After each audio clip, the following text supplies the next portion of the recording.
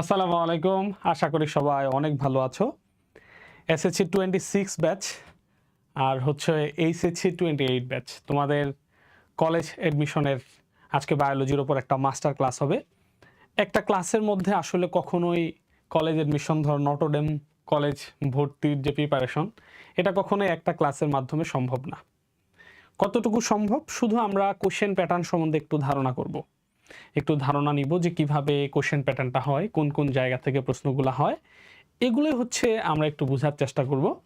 একটা ক্লাসের মাধ্যমে বা দুইটা ক্লাসের মাধ্যমে বা এসএসসি পরীক্ষা শেষ করে এই যে 2-1 মাস পড়াশোনা করে নটরডেমে কলেজে চান্স পাবা, ভর্তি হবা, এটা আসলে বিষয়টা এরকম না। এটা কখনোই বিষয়টা এরকম না।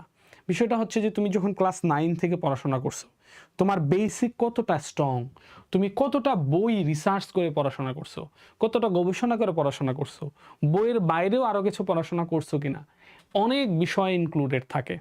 তার মানে ক্লাস 9-10 দীর্ঘ 2 বছরের, বা আমরা যদি বলতে পারি একেবারে 6 থেকে শুরু করে বা আরও নিচ থেকে শুরু করে বেসিক স্ট্রং করে যারা যারা পড়াশোনা করছে, ওই লেভেলের স্টুডেন্টগুলাই মূলত এই যে কয়টা কলেজে অ্যাডমিশন হয়, ভর্তি পরীক্ষার মাধ্যমে হচ্ছে কলেজে ভর্তি হইতে হয়, তাদের জন্য হচ্ছে ওই মানে এটা তাদের জন্য যারা হচ্ছে একেবারে বেসিক স্ট্রং করে খুঁটিনাটি পড়াশোনা করছে। সো আজকের লেকচারটার মধ্যে আমরা শুধু এটাই জানার চেষ্টা করব, বিশেষ করে প্রিভিয়াস ইয়ারের অ্যাডমিশনের যে কোশ্চেনগুলো যে হয়েছে, এই কোশ্চেনগুলো একটু রিসার্চ করার চেষ্টা করব, তাহলে যাতে ধারণা আমরা পাই কোন কোন জায়গাগুলা থেকে কি হয় কোশ্চেনগুলো আসে।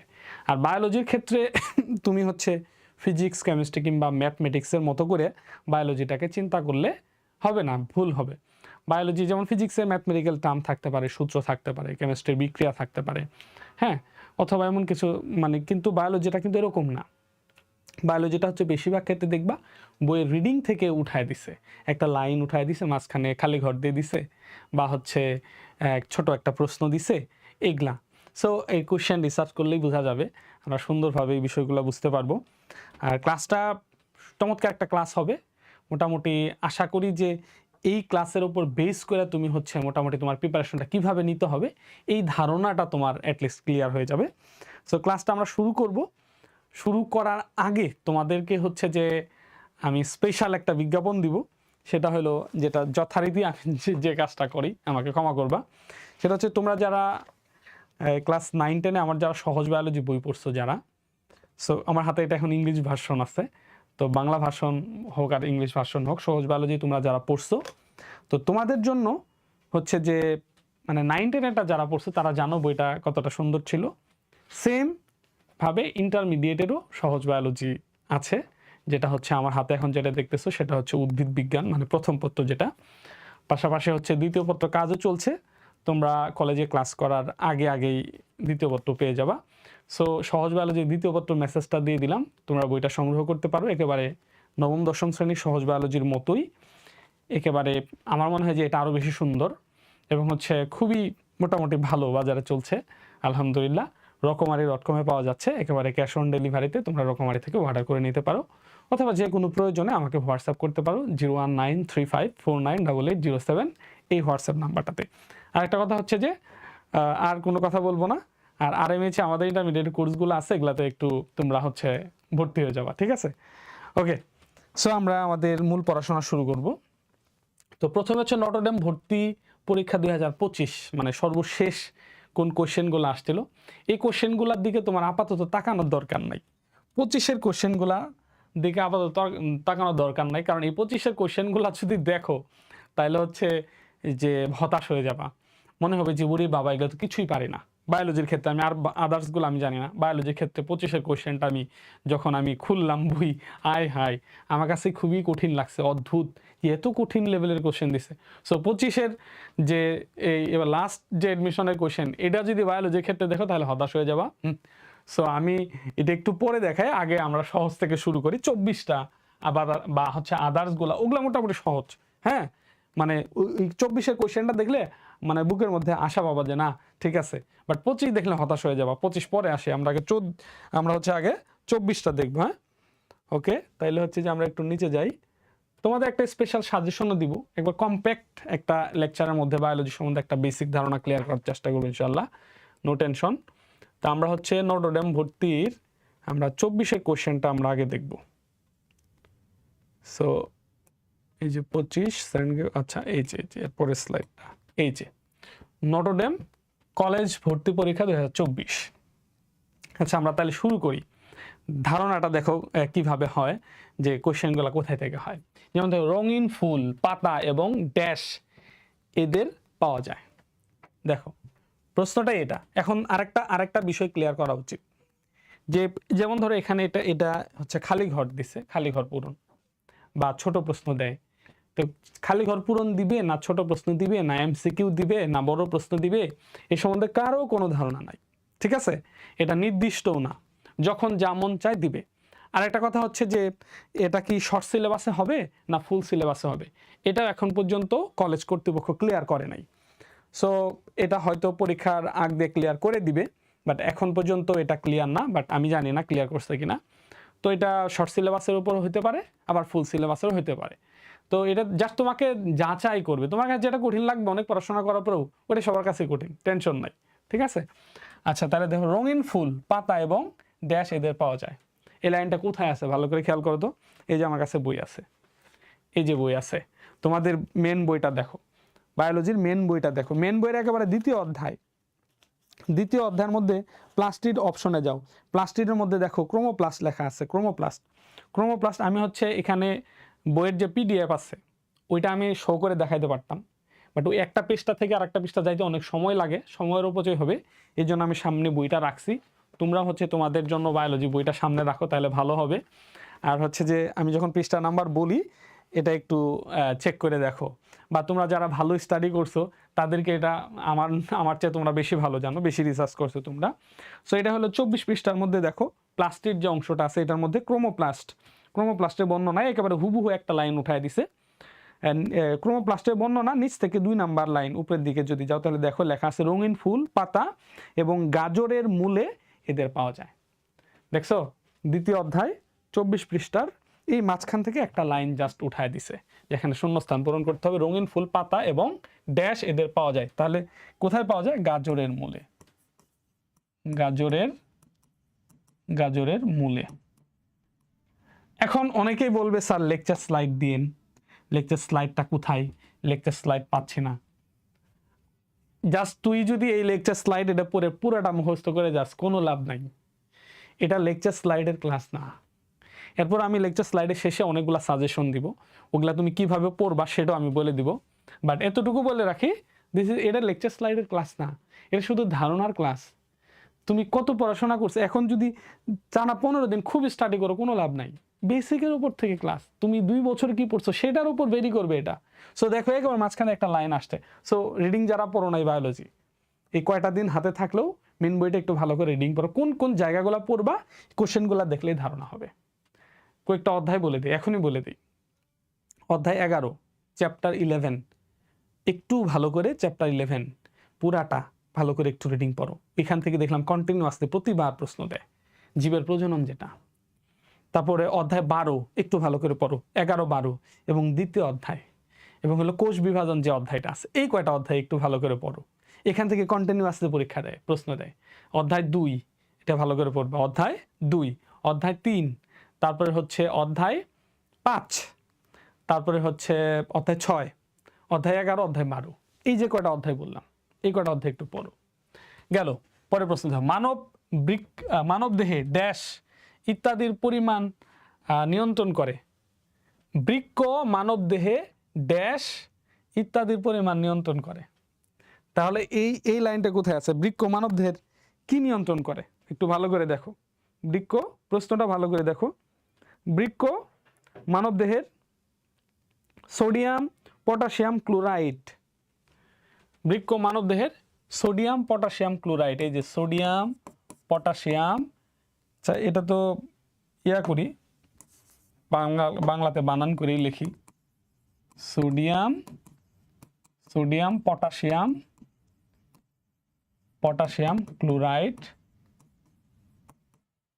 ক্লোরাইড ইত্যাদির পরিমাণ নিয়ন্ত্রণ করে। এটা হলো 8ম অধ্যায়ে তোমরা পাবা, আমি আর বের করলাম না। সো এটা তোমরা নিজেরা বের করো, তাইলে তোমার অনেক শেখা হবে, তাইলে জানা হবে। কারণ এটা তো পরীক্ষা আসবে না, এটা জাস্ট ধারণা, কখনোই প্রশ্ন রিপিট হবে না, প্রশ্ন রিপিট হবে না। সো আগের বার যেটা আসছে এটাই যে আসবে এটাও না, এই তোমাকে ধারণা করতে হবে, এই জন্য তুমি এটা বের করো। আমি আর বই খুঁজে বের করলাম না। ড্যাশ ও ড্যাশ, তাহলে একটা হলো দ্বিতীয় অধ্যায় থেকে পাইলাম, এটা হলো অষ্টম অধ্যায় থেকে পাইলাম। এরপরে দেখো প্রশ্ন আসছে, ড্যাশ ও ড্যাশ উভয়েরই রয়েছে ইলেকট্রন ট্রান্সপোর্ট সিস্টেম নামক এক সেট বিশেষ জৈব অণু। তো এটা এটা কোন অধ্যায় আছে জানো, বলতে পারবা কোন অধ্যায় আছে এটা? চতুর্থ অধ্যায়ে। চতুর্থ অধ্যায়ের মধ্যে জীবনী শক্তির মধ্যে ওই যে এটিপি নিয়ে যে আলোচনা করছে, যেখানে জীবনী শক্তির মধ্যে এটিপিকে যে জৈব বায়োলজিক্যাল কয়েন বলা হয়, এখানে যে আলোচনা করছে এটা হলো 67 পৃষ্ঠার। 67 পৃষ্ঠার হচ্ছে একেবারে দ্বিতীয় নাম্বার লাইনটা, শুরু থেকে দ্বিতীয় নাম্বার লাইনটা দেখো, মাইটোকন্ড্রিয়া এবং প্লাস্টিড নিয়ে আলোচনা আছে, যে মাইটোকন্ড্রিয়া এবং প্লাস্টিড উভয়েরই রয়েছে ইলেকট্রন ট্রান্সপোর্ট সিস্টেম নামক এক সেট বিশেষ জৈব অণু। রাইট, একেবারে একেবারে একেবারে হুবহু সেই লাইনটা থেকে উঠায় দিছে। সো এটা হচ্ছে মাইটোকন্ড্রিয়া মাইটোকন্ড্রিয়া মাইটোকন্ড্রিয়া ও প্লাস্টিড, মাইটোকন্ড্রিয়া ও প্লাস্টিড উভয়েরই রয়েছে কি ইলেকট্রন ট্রান্সপোর্ট সিস্টেম এবং এক সেট। সো এই যে এখান থেকে এই টপিকটা থেকে এটা দিছে। এখন তোমাকে ওই যে জৈব অণু কি এটাও দিতে পারে, বায়োলজিক্যাল কয়েন কি, বা ড্যাশকে বায়োলজিক্যাল কয়েন বলা হয়, এটিপিকে বায়োলজিক্যাল কয়েন বলা হয়, এই টাইপের কোশ্চেনও দিতে পারে। সো গেল, এটা তো চতুর্থ অধ্যায়ের প্রশ্ন, তাহলে এটা হলো দ্বিতীয় অধ্যায়ের প্রশ্ন, এটা অষ্টম অধ্যায়, এটা চতুর্থ অধ্যায়। ওকে, এই যে তৃতীয় অধ্যায় থেকে প্রশ্ন আসছে দেখো, অ্যানাফেজ পর্যায়ের শেষের দিকে ড্যাশ দৈর্ঘ্য বৃদ্ধি পেতে থাকে। অ্যানাফেজ পর্যায়ের শেষের দিকে ড্যাশ দৈর্ঘ্য বৃদ্ধি পেতে থাকে। অ্যানাফেজ পর্যায়ের শেষের দিকে কার দৈর্ঘ্য বৃদ্ধি পেতে থাকে? আমরা কি জানি? ক্রোমোজোমের দৈর্ঘ্য বৃদ্ধি পেতে থাকে। ক্রোমোজোমের দৈর্ঘ্য বৃদ্ধি পেতে থাকে। এখন দেখো তুমি শুধু এই লাইনটা পড়ে যাবা না, এখানে অনেক তথ্য আছে। যেমন এই কোষ বিভাজন থেকে প্রশ্ন হবে যে কোন ধাপে সেন্ট্রিওল দুই ভাগে বিভক্ত হয়, কোন ধাপে সেন্ট্রিওল থেকে এস্টার রশ্মি নিঃসৃত হয়, তারপরে হচ্ছে কোন ধাপে ক্রোমোজোমগুলো সবচেয়ে বেশি মোটা এবং খাটো হয়, এই যে কোন ধাপে ক্রোমোজোমগুলো হচ্ছে অ্যানাফেজ ধাপের শেষের দিকে ড্যাশ বৃদ্ধি পেতে থাকে, ক্রোমোজোমগুলোর দৈর্ঘ্য বৃদ্ধি পেতে থাকে। তারপরে হচ্ছে এই টাইপের প্রশ্ন কোষ বিভাজন থেকে হইতে পারে। ঠিক আছে, আরো আছে, এগুলো খুবই সহজ মনে হচ্ছে 2000 এটা 24 সালে, 23 সালেরটাও সহজ, 25 সালেরটা দেখলে মাথা ঘুরে যাবে। আচ্ছা দেখো, এই জন্য তোমরা একটু ইন্টারমিডিয়েটের বইও পড়বা, সেটা বলে দিব আস্তে আস্তে। আসো, মেটাফেজে এই যে যেটা আসছে, মেটাফেজে কি মোটা হয় প্রশ্ন দিচ্ছে, তো এটা কিন্তু খালি ঘন না। মেটাফেজে কি মোটা হয়? মেটাফেজে ক্রোমোজোমগুলো সবচেয়ে বেশি মোটা ও খাটো হয়। ক্রোমোজোমগুলো মেটাফেজে কি মোটা হয়? ক্রোমোজোম মোটা হয়। তো এখন পর্যন্ত সবই ঠিকঠাক আছে, যে কোশ্চেন মোটামুটি সহজ লাগতেছে বায়োলজি, রাইট? আমরা এখনো শেষ হয় নাই, কয়টা প্রশ্ন থাকবে এটাও কোনো ঠিক ঠিকানা নাই। 5টা থাকতে পারে, 10টা থাকতে পারে, 15টা, 20টা, 21টা, 22টা, 25টা পর্যন্ত থাকতে পারে। সো এটাও কোনো ঠিক ঠিকানা নাই। ড্যাশ এবং ড্যাশ সহ সংযোগকারী অংশকে যোজনী বলা হয়। কোন পড়ছে? অধ্যায় 11 পৃষ্ঠার নাম্বার বলে দেই।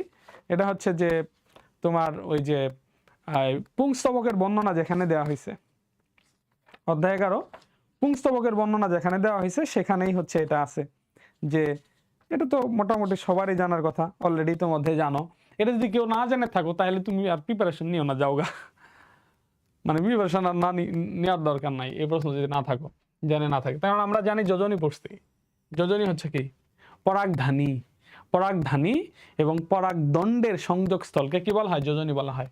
এই যে সংযোগকারী অংশকে, তাহলে এটা একটা হচ্ছে কি পরাগধানী, পরাগধানী এবং হচ্ছে কি পরাগদণ্ড, পরাগধানী এবং পরাগদণ্ডের সংযোগকারী অংশকে কি বলা হয়? যোজনী বলা হয়। পৃষ্ঠা নাম্বার কত? পৃষ্ঠা নাম্বার হচ্ছে 235 পৃষ্ঠার হচ্ছে এই যে একেবারে পুংস্তবকের বর্ণনা যেখানে দেওয়া আছে 1 2 3 4 5 নাম্বার লাইনটাতে এটা পেয়ে যাবা। আচ্ছা, একটি স্ত্রী ড্যাশ মাস প্রজনন ঋতুতে প্রায় কত কোটি ডিম পারে? আমি সামনে থেকে কেমনে বললাম? কারণ আমার সামনে একটা স্ক্রিন আছে, স্ক্রিনের মধ্যে এই বোর্ডের লেখাগুলো দেখা যাচ্ছে, এই জন্য বললাম আর কি। একটি স্ত্রী ড্যাশ মাস প্রজনন ঋতুতে প্রায় 3 কোটি ডিম পারে। তাহলে এটা কোথায় আছে? একটা স্ত্রী স্যামন মাছ, রাইট? একটা স্ত্রী স্যামন মাছ প্রজনন ঋতুতে প্রায় 3 কোটি ডিম পারে। সো আমি কিন্তু তোমাকে ম্যাথমেটিক্যাল টার্ম দেখাবো না, আমার একটা সূত্র আসবে না যে সূত্র থেকে আমাকে অঙ্ক করতে হবে বিএমআর ছাড়া। সো বায়োলজি আর ফিজিক্সের মতো না, জাস্ট আমরা একটু ধারণা নিচ্ছি কোন জায়গা থেকে আসে। তাহলে এটা হচ্ছে স্ত্রী স্যামন মাছ প্রজনন ঋতুতে প্রায় 3 কোটি ডিম পারে। এই তথ্যটা পাবা হচ্ছে জীবের পরিবেশ এই অধ্যায়ের মধ্যে পেয়ে যাবা। এক্স্যাক্টলি পৃষ্ঠা নাম্বারটা বের করে বলতে পারতেছি না। সরি, এটা সম্ভবত 14 এই অধ্যায় 14তে থাকতে পারে। এই তথ্যটা অধ্যায় 14তে থাকতে পারে অথবা 13তে থাকতে পারে, এক্স্যাক্টলি মাথায় ঢুকতেছে না। সো এটা তোমরা একটু খুঁজে বের করবা। আচ্ছা, উদ্ভিদের ড্যাশের মাধ্যমে বস্তু বিপরীত দিকে একই সাথে চলাচল করে।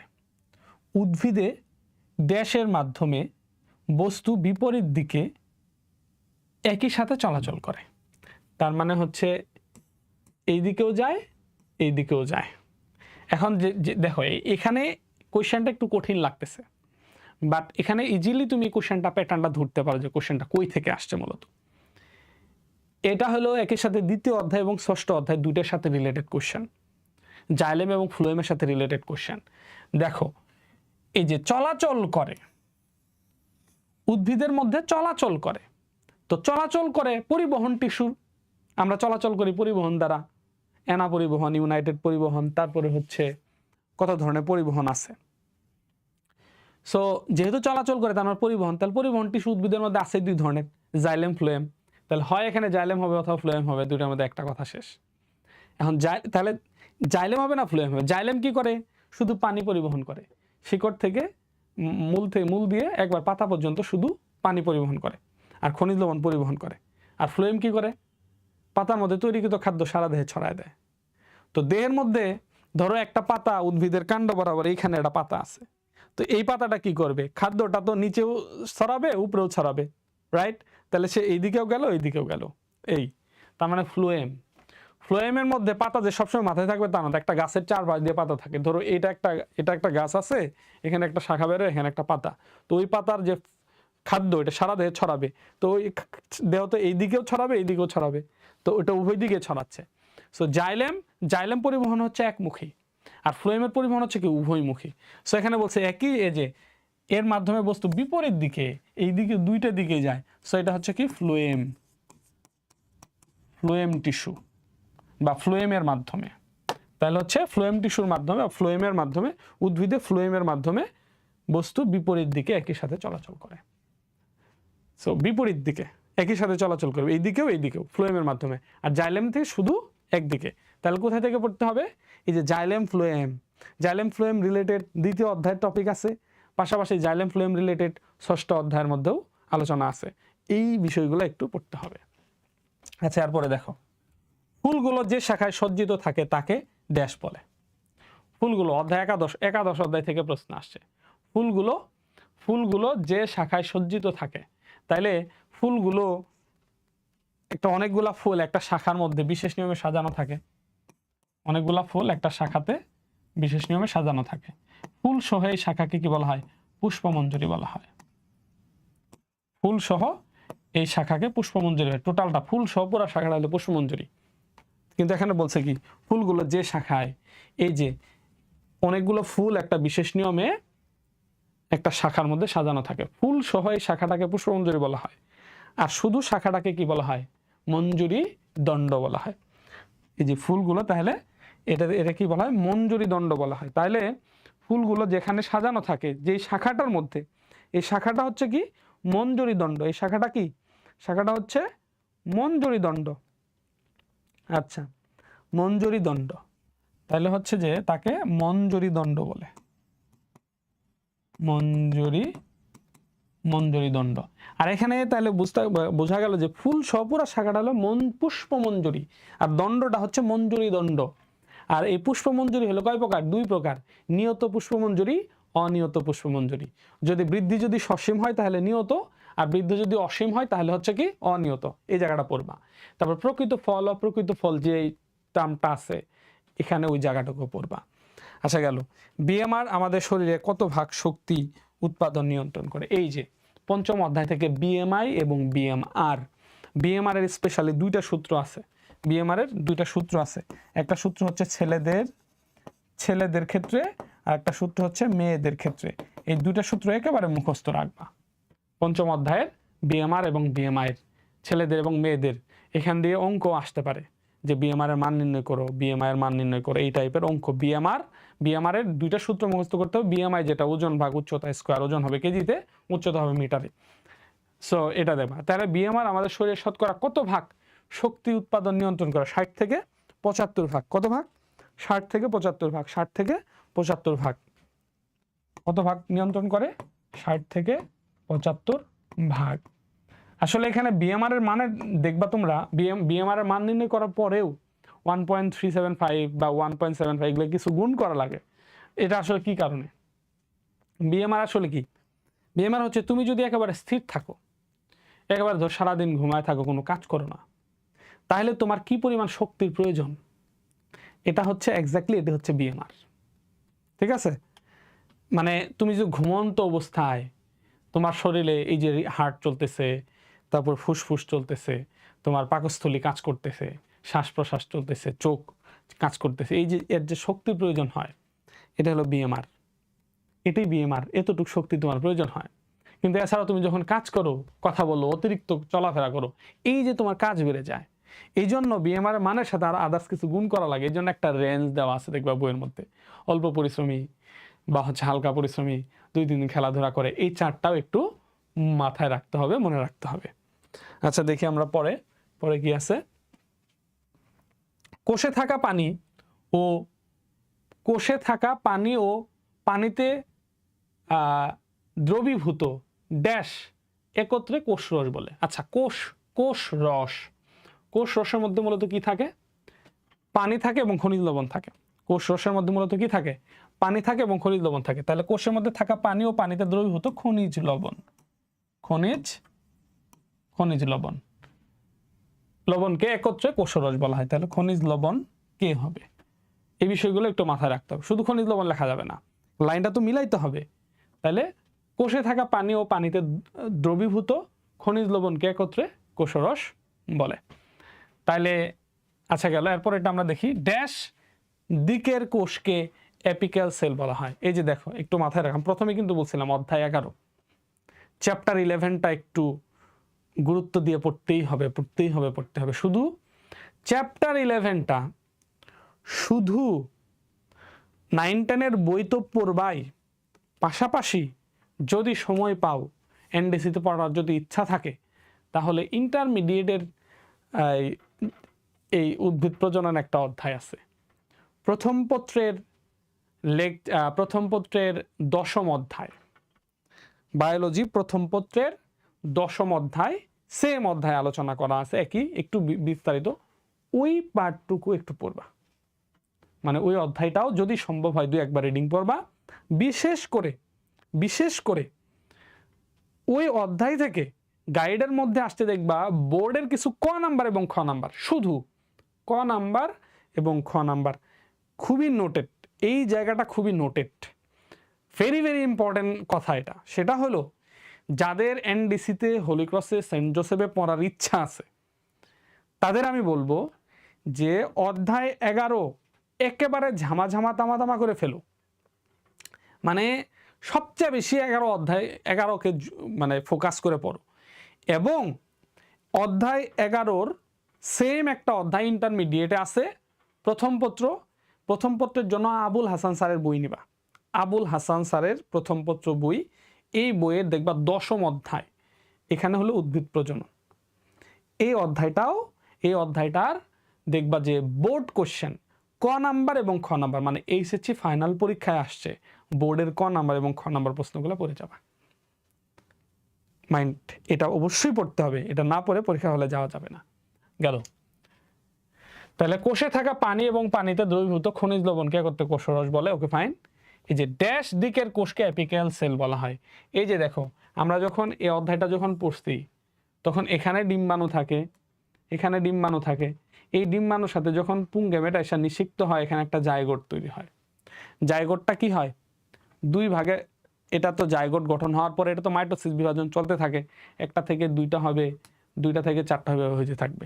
যখন এই যে দুইটা বরাবর হয়, একটা ভ্রূণথলি কেন্দ্রের দিকে থাকে আর একটা হলো এই যে ডিম্বক রন্ধ্রের দিকে থাকে। তো ডিম্বক রন্ধ্রের দিকে যেটা থাকে এটাকে ভিত্তিকোষ বলা হয় বা বেসেল সেল বলা হয়। এটা হচ্ছে ভিত্তিকোষ, এটা হচ্ছে ভিত্তিকোষ বা বেসেল সেল। আর এই ডিম্বক রন্ধ্রের ডিম্বকের কেন্দ্রের দিকে যেটা থাকে, ভ্রূণথলির কেন্দ্রের দিকে যেটা থাকে এটা হচ্ছে এপিক্যাল কোষ বলা হয়। এটাকে এপিক্যাল কোষ বলা হয়, এপিক্যাল কোষ, এই যে এপিক্যাল সেল বলে। তাহলে ড্যাশ দিকের কোষকে, তাহলে ভ্রূণথলির কেন্দ্রের দিকের কোষকে এপিক্যাল সেল বলা হয়। কি বলা হবে? ভ্রূণথলির কেন্দ্রের দিকের কোষকে এপিক্যাল সেল বলা হয়। এটা হচ্ছে এক্স্যাক্টলি, আমি যদি তোমাকে পৃষ্ঠা নাম্বার বলে দেই তাহলে হচ্ছে পৃষ্ঠা নাম্বার যদি বলে দেই, সরি একটু টাইম দাঁড়াও, এটা তোমরা আমার সাথে সাথে বের করতে পারো। এটা হচ্ছে যে এই যে নতুন স্পোরোফাইট গঠন, তোমাদের 242 পৃষ্ঠা। এটা আমার কাছে নতুন বায়োলজি বই, যেটা নতুন এটাই। পৃষ্ঠা নাম্বার তোমাদের কাছে তোমরা যেটা পড়ছো সেটা একটু আগের বই, ওখানে একটু আপডেট হতে পারে, বাট আমার কাছে যে বইটা আছে এটা তোমরা একটু নিজেরা করে নিও। এটা হলো পরিমার্জিত অক্টোবর 2024 আর কি। সো 242 পৃষ্ঠা, নতুন স্পোরোফাইট গঠন একটা টপিক আছে। এই টপিকের মধ্যে দেখবা এই যে 1 2 3 4 নাম্বার, 3 নাম্বার লাইনে পাবা ভ্রূণথলির কেন্দ্রের দিকের কোষটিকে এপিক্যাল কোষ বলা হয়। একেবারে সেম বই থেকে লাইনটা এখানে দিয়ে দিচ্ছে, ভ্রূণথলি কেন্দ্রের দিকের কোষকে এপিক্যাল সেল বলা হয়। ঠিক আছে, ওকে। আচ্ছা, এরপরে হচ্ছে আরেকটা দেখি আমরা, ড্যাশ ও ড্যাশ অসম্পূর্ণ খাদ্য শিকল, অধ্যায় 13 প্রশ্ন, জীবের পরিবেশ। হ্যাঁ, বাইরে একটু নয়েজ হচ্ছে, হয়তো কোনো কাজ করতেছে, সো ওইটার দিকে আর মনোযোগ দিও না। এখন আশেপাশের রুমে কারা কি করবে সেটা তো আমরা আর কন্ট্রোল করতে পারবো না, সো কাজ করতেছে, একটু নয়েজ হতে পারে, আই এম রিয়েলি সরি, ওটার দিকে ম্যাটার করো না। তাহলে দেখো, ড্যাশ ও ড্যাশ অসম্পূর্ণ খাদ্য শিকল। খাদ্য শিকল পড়ছি আমরা কয়টা?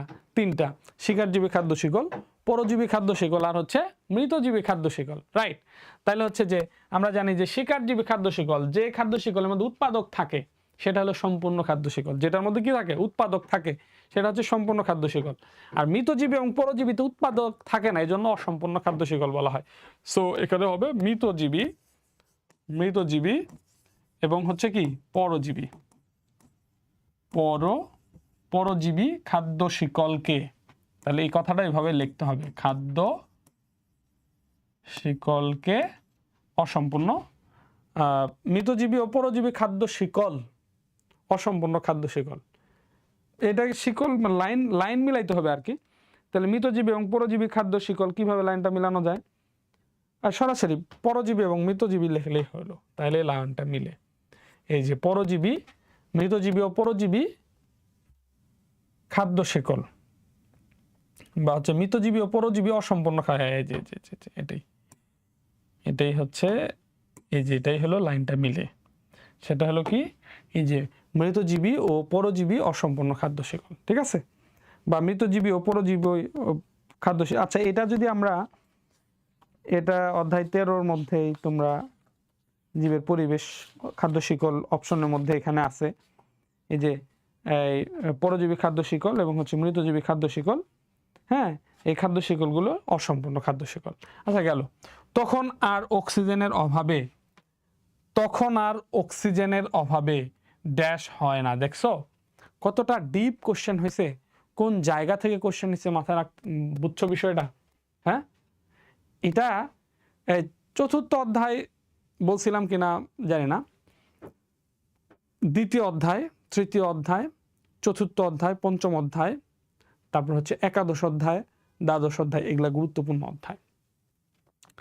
ড্যাশ, এই যে তখন আর অক্সিজেনের অভাবে ড্যাশ হয় না।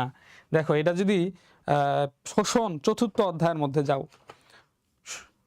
শোষণ চতুর্থ অধ্যায়ের মধ্যে যাও, জীবনী শক্তি যে অধ্যায়টা আছে চতুর্থ অধ্যায়ের মধ্যে গিয়ে তুমি হচ্ছে ৭৯ পৃষ্ঠা অবাধ শোষণের দিকে লক্ষ্য করো। অবাধ শোষণের মধ্যে দেখবা এই যে পাইরুভিক অ্যাসিডের বিজারণ যে অপশনটা আছে, পাইরুভিক অ্যাসিডের বিজারণ, এটার মধ্যে দেখো এই যে অন্যদিকে অক্সিজেনের অভাবে তখন অক্সিডেটিভ ফসফোরাইলেশনও চলে না। কি চলে না? অক্সিডেটিভ ফসফোরাইলেশনও চলে না। এই যে দেখো কই থেকে দিছে, তখন আর অক্সিজেনের অভাবে অক্সিডেটিভ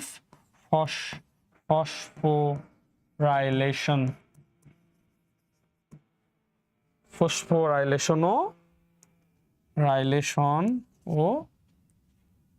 হয় না। সো এই যে অক্সিডেটিভ ফসফোরাইলেশনও হয় না, রাইলেশন। ওকে, দেখছো কোন জায়গা থেকে দিছে, কোন লাইনটা উঠায় দিছে? এটা হচ্ছে ৭৯ নম্বর পৃষ্ঠা পাইরুভিক অ্যাসিডের বিজারণ এই অংশের এইখান থেকে এই লাইনটা দেখো।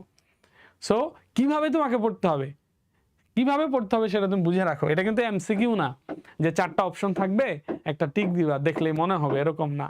সো এইভাবেই তোমাকে প্রিপারেশন নিতে হবে। ওকে, আমরা এরপরে দেখি ড্যাশ সালোক সংশ্লেষণের হার বেশ কমে যেতে দেখা যায়।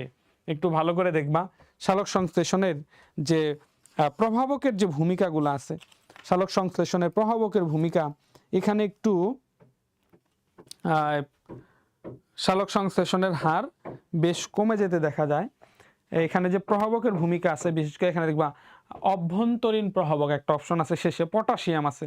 এখানে দেখবা একবার লাইনটা লেখা আছে যে পটাশিয়ামের অভাবে সালোক সংশ্লেষণের হার বেশ কমে যেতে দেখা যায়। সো এটা এখানে কি হবে? পটাশিয়াম,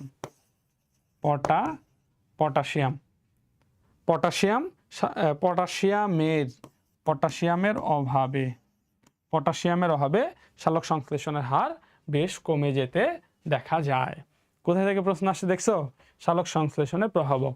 সো এখানে সালোক সংশ্লেষণের যে বাহ্যিক প্রভাবক, অভ্যন্তরীণ প্রভাবক, তারপর হচ্ছে শোষণের বাহ্যিক প্রভাবক, আভ্যন্তরীণ প্রভাবক, এই বিষয়গুলো একটু ভালো করে পড়তে হবে। এরপরে হচ্ছে যে পরে যাচ্ছি, তরুণাস্থি কোষের প্রোটোপ্লাজম স্বচ্ছ হয়। তরুণাস্থি কোষের প্রোটোপ্লাজম স্বচ্ছ হয়, তরুণাস্থি কোষের প্রোটোপ্লাজম স্বচ্ছ হয়। এটা তো বুঝতেই পারছো যে এটা নবম অধ্যায়ের একটা কোশ্চেন। সো এটা যদি আমরা একটু দেখি,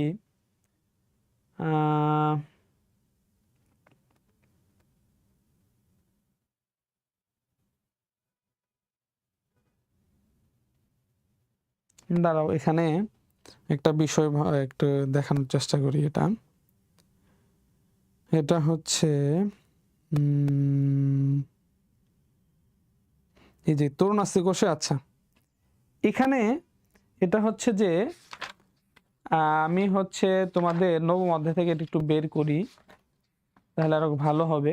নবম অধ্যায়ের মধ্যে এই যে তরুণাস্থি অস্থি এবং তরুণাস্থি বর্ণনা 194 পৃষ্ঠা তরুণাস্থি, যেটা দেখো এখানে স্পষ্ট লেখা আছে, বইয়ের মধ্যে লেখা আছে তরুণাস্থি 194 পৃষ্ঠা 1 2 3 4 উপরে থেকে তরুণাস্থি পার্টটা উপরে থেকে 4 নাম্বার লাইনটা, জীবিত অবস্থায় তরুণাস্থি কোষের প্রোটোপ্লাজম খুব স্বচ্ছ ও নিউক্লিয়াসটি গোলাকার থাকে। এই যে তরুণাস্থি কোষের প্রোটোপ্লাজম স্বচ্ছ হয় কি অবস্থায়? জীবিত অবস্থায়। তরুণাস্থি কোষের প্রোটোপ্লাজম স্বচ্ছ হয়। সো এইখান থেকে প্রশ্নটা দিছে, তাহলে বুঝো কতটা ডিপ কোশ্চেন হয়। সো বায়োলজির ক্ষেত্রে বারবার যে কথাটা বলবো, একটু এই মানে একটু রিডিং পড়ো, বেশি বেশি রিডিং পড়ার চেষ্টা করো। আচ্ছা, এরপর দেখো রেচন বজ্র পদার্থ পরিশ্রুত করে ড্যাশ। রেচন বজ্র পদার্থ, তো রেচন যে পদার্থগুলা এগুলা মূলত কে পরিশ্রুত করে? কে? এই যে আমাদের যে নেফ্রন আছে, রাইট? এক্স্যাক্টলি নেফ্রনই করে। ওকে ফাইন, নেফ্রন করে। তো নেফ্রনের তো এই যে এটা হলো নেফ্রন। তো এটা হচ্ছে এই জায়গাটার নাম কি? টোটাল এটা হচ্ছে রেনাল ক্যাপসুল পুরোটা। একটা হচ্ছে রেনাল কর্পাসল এবং রেনাল টিউব, এটা হচ্ছে রেনাল কর্পাসল। এখানে হচ্ছে এই যেটা হচ্ছে গ্লোমেরুলাস, এই যে উপরের যে অংশটা যেখানে কৈশিক জালিকা থাকে প্রায় 50টার মতো, এবং হচ্ছে যেটা ছাকে, রক্তকে ছাকে, এটা কি বলা হয়? গ্লোমেরুলাস বলা হয়। তো গ্লোমেরুলাসে কিন্তু রক্তটা ছাকে, ছাইকা বজ্র পদার্থটা বের করে দেয়। সো এই যে রেচন বজ্র পদার্থ পরিশ্রুত করে, তাহলে হচ্ছে কি সেটা হবে কি গ্লোমেরুলাস। গ্লোমেরু গ্লোমেরুলাস রেচন বজ্র পদার্থ কি করে? পরিশ্রুত করে। ড্যাশ প্রাথমিক পর্যায়ে ভেসেল থাকে। দেখো এখানে প্রাথমিক পর্যায়ে যে আমি বারবার বলছি, একটা কথা বারবার বলছি, সেটা হচ্ছে জাইলেম এবং phloem, tracheid, vessel, xylem প্যারেনকামা, xylem fibre, তারপর হচ্ছে সিপ কোষ, সঙ্গী কোষ, ফ্লোয়েম প্যারেনকামা, ফ্লোয়েম ফাইবার, এগুলা কার ভিতরে থাকে, কার ভিতরে থাকে না, তারপরে স্টোন সেল, বাস্ট ফাইবার, তারপর হচ্ছে এই যে এগুলা প্যারেনকামা, কোলেনকামা, স্ক্লেনকামা, এই যে টপিকগুলো সাধারণত আমাদের কাছে কঠিন লাগে, আমরা বাদ দেই, এই টপিকগুলা থেকেই ভর্তি কোশ্চেন হয়। সো এই বিষয়টা আমি বারবার বলি, এটা বেশি বেশি পড়বা। হচ্ছে কি প্রাথমিক পর্যায়ে ভেসেল থাকে ওই যে নগ্নবীজী উদ্ভিদের মধ্যে। এই যে দ্বিতীয় অধ্যায়ের মধ্যে জাইলেম এবং ভেসেলের মধ্যে যাও, দ্বিতীয় অধ্যায়ের মধ্যে জাইলেম, এই যে জাইলেমের দ্বিতীয় অধ্যায় জাইলেমের ভেসেলের মধ্যে যাও, এখানে স্পষ্টভাবে লেখা আছে নিটামে প্রাথমিক পর্যায়ে ভেসেল থাকে, একেবারে স্পষ্টভাবে লেখা আছে নিটামের মধ্যে, নিটামে প্রাথমিক পর্যায়ে ভেসেল থাকে। সো একেবারে লাইন থেকে হুবহু এটা উঠায় দিছে। আচ্ছা এরপরে দেখো, এক বা একাধিক ডিম্বক বিশেষ নিয়মে সাজানো থাকে। এক বা একাধিক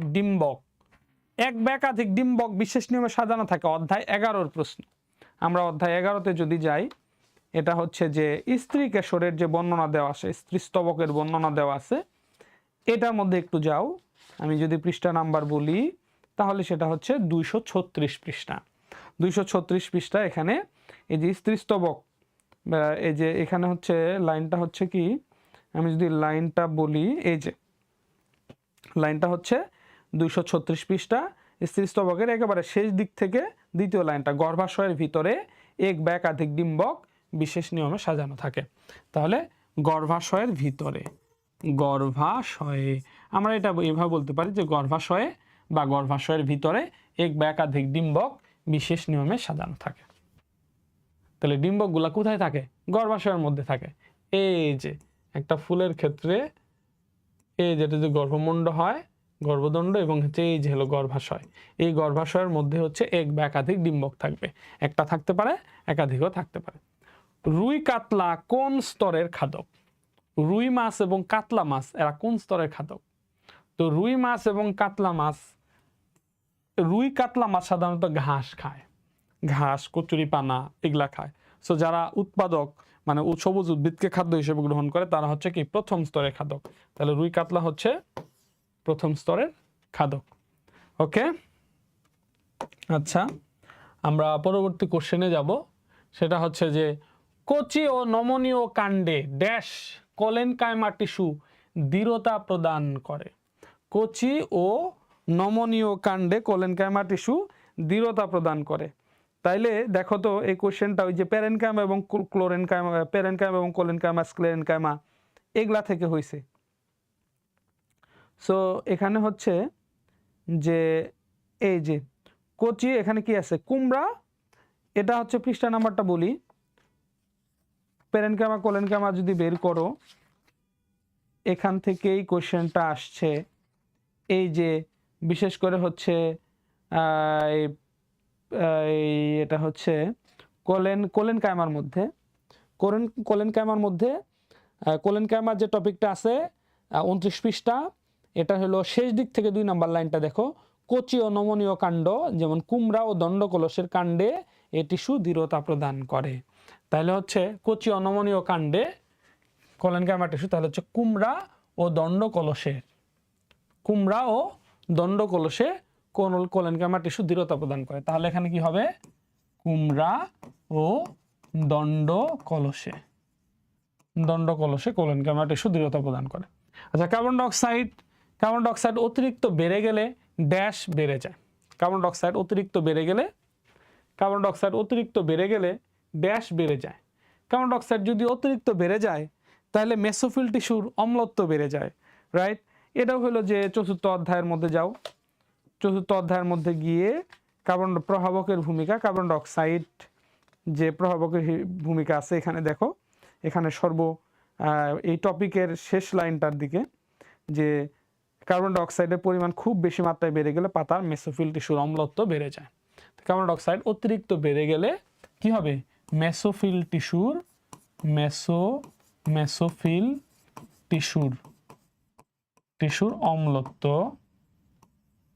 অম্লত্ব বেড়ে যায়। যকৃৎ থেকে ড্যাশ নিঃসৃত হয়। যকৃৎ পঞ্চম অধ্যায়ের মধ্যে যকৃৎ যে অপশন, এটা একটু পরে নিলে বুঝবা। যকৃৎ থেকে কি নিঃসৃত হয়? যকৃৎ থেকে হচ্ছে পিত্তরস নিঃসৃত হয়। তাহলে দেখো এই যে আবার যকৃৎ, দেখো যকৃৎ হচ্ছে মানবদেহের সবচেয়ে বড় গ্রন্থি। তাহলে সবচেয়ে বড় গ্রন্থির নাম কি? যকৃৎ। যকৃতকে কি বলা হয়? রাসায়নিক গবেষণাগার বলা হয়। কেন বলা হয়? এই টাইপের প্রশ্ন হবে। তারপরে হচ্ছে যে যেমন হচ্ছে এরপরে ওইখানে আশেপাশে অপশন আছে, যেমন হলো অগ্নাশয়কে মিশ্রগ্রন্থি বলা হয়। কেন বলা হয়? তারপর অগ্নাশয় থেকে কি হরমোন নিঃসৃত হয়? ইনসুলিন এবং গ্লুকাগন হরমোন। কোথায় থেকে নিঃসৃত হয়? অগ্নাশয়ের ভিতরে আর একটা গ্রন্থি থাকে, সেটাকে আইলেটস অফ ল্যাঙ্গারহ্যান্স বলা হয়। এখান থেকে ইনসুলিন এবং গ্লুকাগন হরমোন নিঃসৃত হয়, যেটা কি করে? আমাদের শরীরের ডায়াবেটিসকে কন্ট্রোল করে। তো ডায়াবেটিস কি? ডায়াবেটিস হচ্ছে আমাদের রক্তের মধ্যে যদি গ্লুকোজের মাত্রা যদি বেড়ে যায়, তাহলে এটা হচ্ছে কি? ডায়াবেটিস। তো এই কাজটা যে আমাদের রক্তের মধ্যে যেন গ্লুকোজের মাত্রা বেড়ে যেতে না পারে, এটাকে যেন কন্ট্রোলে রাখে, সেটা হচ্ছে ইনসুলিন হরমোন। এই ইনসুলিন হরমোন কোথায় থাকে? এই যে অগ্নাশয়ের মধ্যে যে আইলেটস অফ ল্যাঙ্গারহ্যান্স নামক কিছু কোষ থাকে, গ্রন্থি থাকে, এখান থেকে ইনসুলিন হরমোনটা নিঃসৃত হয়। এই ইনসুলিন হরমোনটা যে রক্তের মধ্যে গ্লুকোজের মাত্রা বেড়ে গেলে সেটাকে কন্ট্রোল করে। কিন্তু হচ্ছে যখন কোনো মানুষের যদি এই ইনসুলিন হরমোন তৈরি কমে যায় বা তৈরি না হয়, সেই ক্ষেত্রে রক্তের মধ্যে গ্লুকোজের পরিমাণ বেড়েই যেতে থাকে। এই সমস্যাটাই হচ্ছে ডায়াবেটিস। আর গ্লুকাগন হরমোন যেটা নিঃসৃত হয়, সেটা কি করে? রক্তের মধ্যে গ্লুকোজের পরিমাণ যদি কমে যায়, তখন সেটাকে বাড়ায়। সো ইনসুলিন এবং গ্লুকাগন একজন কমাবে, একজন বাড়াবে, এইভাবেই প্রক্রিয়াটা সম্পন্ন করে। এরপরে দেখো, ফসফরাস বিপাক নিয়ন্ত্রণ করে কোন গ্রন্থি? ফসফরাস বিপাক নিয়ন্ত্রণ করে কোন গ্রন্থি? এটা কোথা থেকে প্রশ্নটা হয়েছে? তাইলে হচ্ছে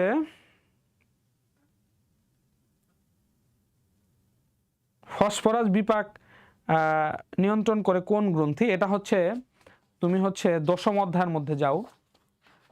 এটা হলো দশম অধ্যায়ের মধ্যে গেলে বিভিন্ন ধরনের গ্রন্থি নিয়ে আলোচনা করা আছে দশম অধ্যায়। হ্যাঁ, যেমন পিটুইটারি গ্রন্থি, থাইরয়েড গ্রন্থি, প্যারাথাইরয়েড গ্রন্থি, থাইমাস গ্রন্থি, অ্যাড্রিনাল গ্রন্থি, এই যে বিভিন্ন গ্রন্থিগুলা নিয়ে আলোচনা করা আছে দশম অধ্যায়ে, 221 পৃষ্ঠা।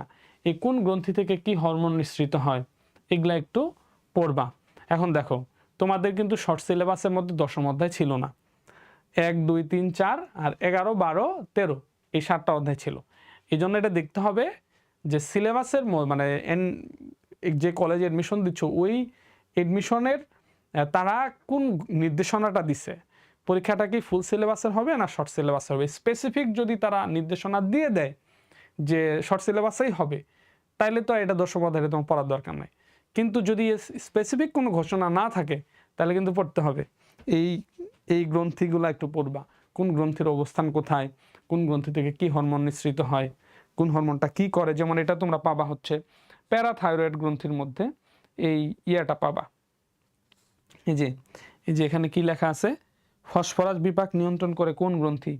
এই যে এখানে স্পষ্টভাবে লেখা আছে প্যারাথাইরয়েড গ্রন্থি, 221 পৃষ্ঠা।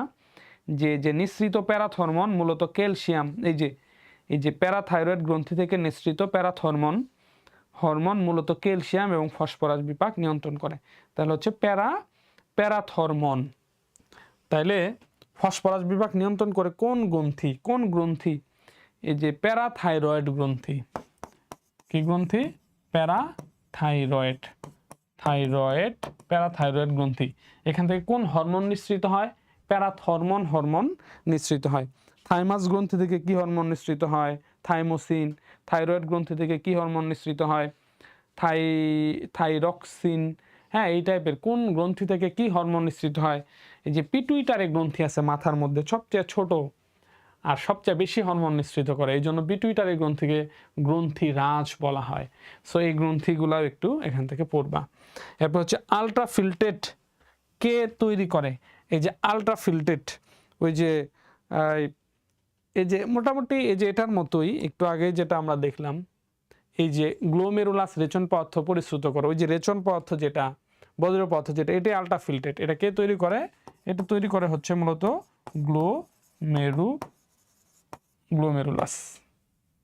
ওকে, তো এই হচ্ছে মোটামুটি এনডিসির 24 সালের কোশ্চেনটা এটা ছিল। এনডিসির 24 সালের কোশ্চেন ছিল, 25 সালেরটা আগেই দেখাই নাই কারণ মাথা ঘুরে যাবে গা। সো এই যে 24 সালের যে কোশ্চেনটা ছিল এগুলা মোটামুটি একেবারে বই থেকে হুবহু, এই কোশ্চেনগুলা মোটামুটি বই থেকে হুবহু দিছে আর কি। সো মেন বই যারা রিডিং পড়ছে ভালো করে তারা এগুলা পারছে। আচ্ছা, এরপরে আমরা 23 সালের একটা কোশ্চেনে যাই, এনডিসি 23, এরপরে 25 আসবো। সো নটরডেম কলেজ ভর্তি পরীক্ষা 23, এখান থেকে যে আমরা দেখি কোষ বিভাজনের সময় সেন্ট্রিউল কি তৈরি করে। এই যে সেন্ট্রিউল কি তৈরি করে, কোষ বিভাজনের সময় আমরা জানি সেন্ট্রিউল কি তৈরি করে, এস্টার রশ্মি তৈরি করে। কি তৈরি করে? এস্টার রশ্মি তৈরি করে, একেবারে বেসিক জিনিস। আচ্ছা, রাইবোজোম কোষ বিভাজনের সময় ড্যাশ সাহায্য করে। রাইবোজোম কোষ বিভাজনের সময় ড্যাশ সাহায্য করে, প্রোটিন সংশ্লেষণে সাহায্য করে। কি তৈরি করে? প্রোটিন সংশ্লেষণ। রাইবোজোম কোষ বিভাজনের সময়, রাইবোজোমের কাজ হচ্ছে প্রোটিন তৈরি করা, তো কোষ বিভাজনের সময় একটা উদ্ভিদের অনেক প্রোটিনের প্রয়োজন পড়ে। সো এটা হলো প্রোটিন সংশ্লেষণে সাহায্য করে।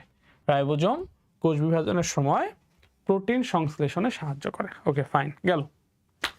আচ্ছা, ডিম্বাশয় থেকে নিঃসৃত ড্যাশ ও ড্যাশ হরমোন মেয়েদের নারী সুলভ লক্ষণগুলো প্রকাশ করে। একেবারে বই থেকেই হুবহু উঠায় দিছে। এটাও মোটামুটি বইয়ের বেসিক থেকে, এটাও বেসিক থেকে, এখন হুবহু এর তো ছোট কোয়েশ্চেন আর কি। কিন্তু এই যে ডিম্বাশয় থেকে নিঃসৃত ড্যাশ ও ড্যাশ হরমোন মেয়েদের নারী সুলভ লক্ষণ প্রকাশ করে, এটাও একেবারে বই থেকেই উঠায় দিছে। আমি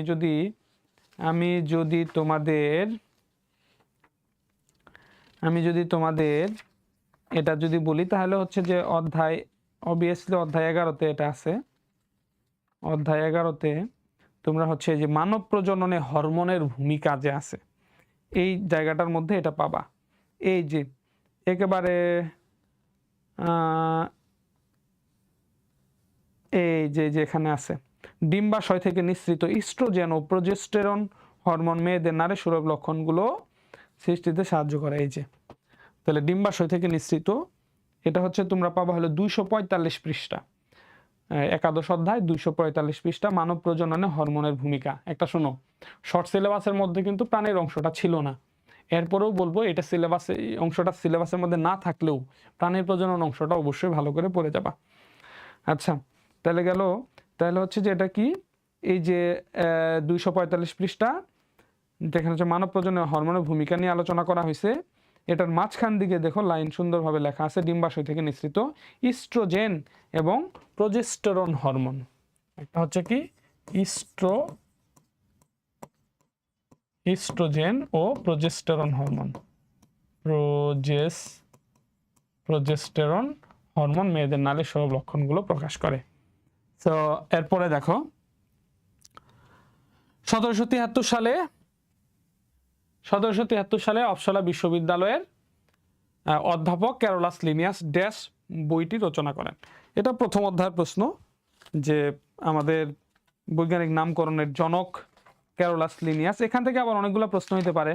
দেখো হচ্ছে যেমন ধরো এই যে 1953 সালে সুইডিশ বিজ্ঞানী ক্যারোলাস লিনিয়াস, তো এখান থেকে প্রশ্ন দিতে পারে যে দ্বিপদ নামকরণ কাকে বলে, বা মানুষের যে কোনো বৈজ্ঞানিক নাম আসতে পারে, বা হচ্ছে যে এই যে কত সালে উনি হচ্ছে এই অপসলা বিশ্ববিদ্যালয়ের অধ্যাপক ছিলেন বা বইটা রচনা করছে কত সালে, হ্যাঁ, তারপর হচ্ছে উনি কোন দেশের বিজ্ঞানী, সুইডিশ বিজ্ঞানী, কোন বিশ্ববিদ্যালয়ের অধ্যাপক ছিলেন, অপসরা বিশ্ববিদ্যালয়।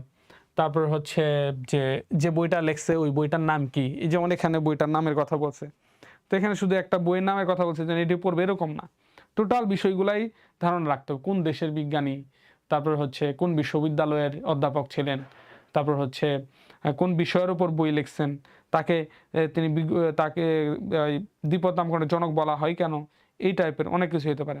সো যে বইটা লিখছে সেটা হচ্ছে কি স্পেসিস প্ল্যান্টাম, তার বইটার নাম হচ্ছে স্পেসিস প্ল্যান্টাম। কত 12 পৃষ্ঠা, 12 পৃষ্ঠার মাঝামাঝিতে এটা পাবা গেল। এরপর হচ্ছে লিম্ফোসাইট, এই যে ছোট কণিকা।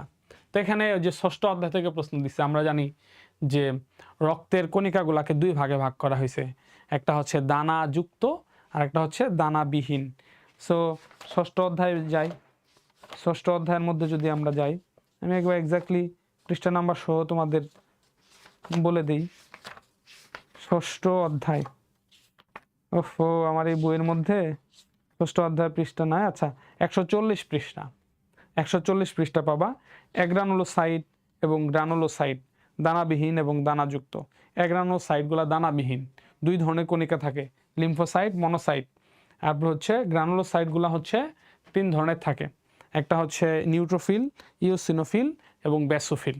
তো টোটাল তাইলে হচ্ছে যে আমাদের যে এই যে শ্বেতরক্ত কণিকা যে আছে, এগুলো হচ্ছে শ্বেতরক্ত কণিকার প্রকারভেদ। শ্বেতরক্ত কণিকা দুই ধরনের হয়, অ্যাগ্রানুলোসাইট, গ্রানুলোসাইট, দানাবিহীন, দানাযুক্ত। দানাবিহীন যেটা দুই প্রকার, লিম্ফোসাইট, মনোসাইট। দানাযুক্ত যেগুলো তিন প্রকার, নিউট্রোফিল, ইওসিনোফিল, বেসোফিল। এই যে এই কোনটার কি কাজ, নিউট্রোফিল কি করে, ইওসিনোফিল কি করে, বেসোফিল কি করে, লিম্ফোসাইট, মনোসাইট কোনটা কি করে, ফ্যাগোসাইটোসিস প্রক্রিয়া জীবাণু ধ্বংস করে, কেউ হচ্ছে অ্যান্টিবডি তৈরি করে, আবার কেউ হচ্ছে হেপারিন নিঃসরণ করে, হ্যাঁ, বা কেউ অ্যালার্জি প্রতিরোধ করে, কে কোন কাজ করে, এই টাইপের এই জিনিসগুলো একটু পড়তে হবে। তাহলে হচ্ছে যে এই যে লিম্ফোসাইট হচ্ছে কি বড় নিউক্লিয়াস বিশিষ্ট, লিম্ফোসাইট হলো বড় বড় নিউক্লিয়াস যুক্ত ছোট কণিকা। লিম্ফোসাইট হচ্ছে বড় নিউক্লিয়াস বিশিষ্ট, এই যে লিম্ফোসাইট হলো নিউক্লিয়াসটা বড় কিন্তু কণিকাটা ছোট, আর এটা হলো লিম্ফোসাইট। আর মনোসাইট হচ্ছে ছোট নিউক্লিয়াস বিশিষ্ট কিন্তু কণিকাটা হলো বড়, ঠিক আছে। তো ছোট নিউক্লিয়াস বিশিষ্ট বড় কণিকা এটা হলো মনোসাইট। লিম্ফোসাইট হচ্ছে বড় নিউক্লিয়াস বিশিষ্ট ছোট কণিকা। এই যে পরের কোশ্চেনটা দেখে, এই যে মনোসাইট বড় কণিকা মানে কি ছোট নিউক্লিয়াস বিশিষ্ট, ছোট নিউক্লিয়াস যুক্ত বড় কণিকা, একটা হচ্ছে বড় নিউক্লিয়াস বিশিষ্ট ছোট কণিকা। ওকে, এরপরে দেখো নিষিক্তকরণের পরে ফুলের গর্ভাশয় অন্যান্য অংশ পরিস্ফুটিত হয়ে তৈরি করে। নিষিক্তকরণের পর ফুলের গর্ভাশয় অন্যান্য অংশ পরিস্ফুটিত হয়ে তৈরি করে, এখানে দাঁড়ি হবে না, এখানে একটু হবে, এখানে এই যে একটু ডট ডট হবে আর কি, যে নিষিক্তকরণের পর ফুলের গর্ভাশয় এবং অন্যান্য অংশ পরিপুষ্ট হয়ে তৈরি করে কি অপ্রকৃত ফল। এখানে দেখো একাদশ অধ্যায়ে প্রকৃত ফল নিষেক অংশের পরে যা এটা আছে। সো যদি যেমন ধর একটা ফুল আছে, একটা ফুল এখানে হচ্ছে এই যে গর্ভাশয় আছে, এখানে গর্ভাশয় আছে, তো এখানে নিষেক হওয়ার পরে শুধু গর্ভাশয়টা ফলে পরিণত হয়েছে, আর এই টাপড়ি আর যা আছে এগুলো সব নষ্ট হয়ে গেল। শুধু গর্ভাশয় যদি ফলে পরিণত হয় তাহলে সেটাকে কি বলা হয় প্রকৃত ফল, সেটাকে বলা হয় প্রকৃত ফল। কিন্তু যদি এই গর্ভাশয় সহ পাপড়ি আর সব কিছু মিলে যদি ফলে পরিণত হয় সেটাকে কি বলা হয় অপ্রকৃত ফল। এই কথাটা এখানে বলছে।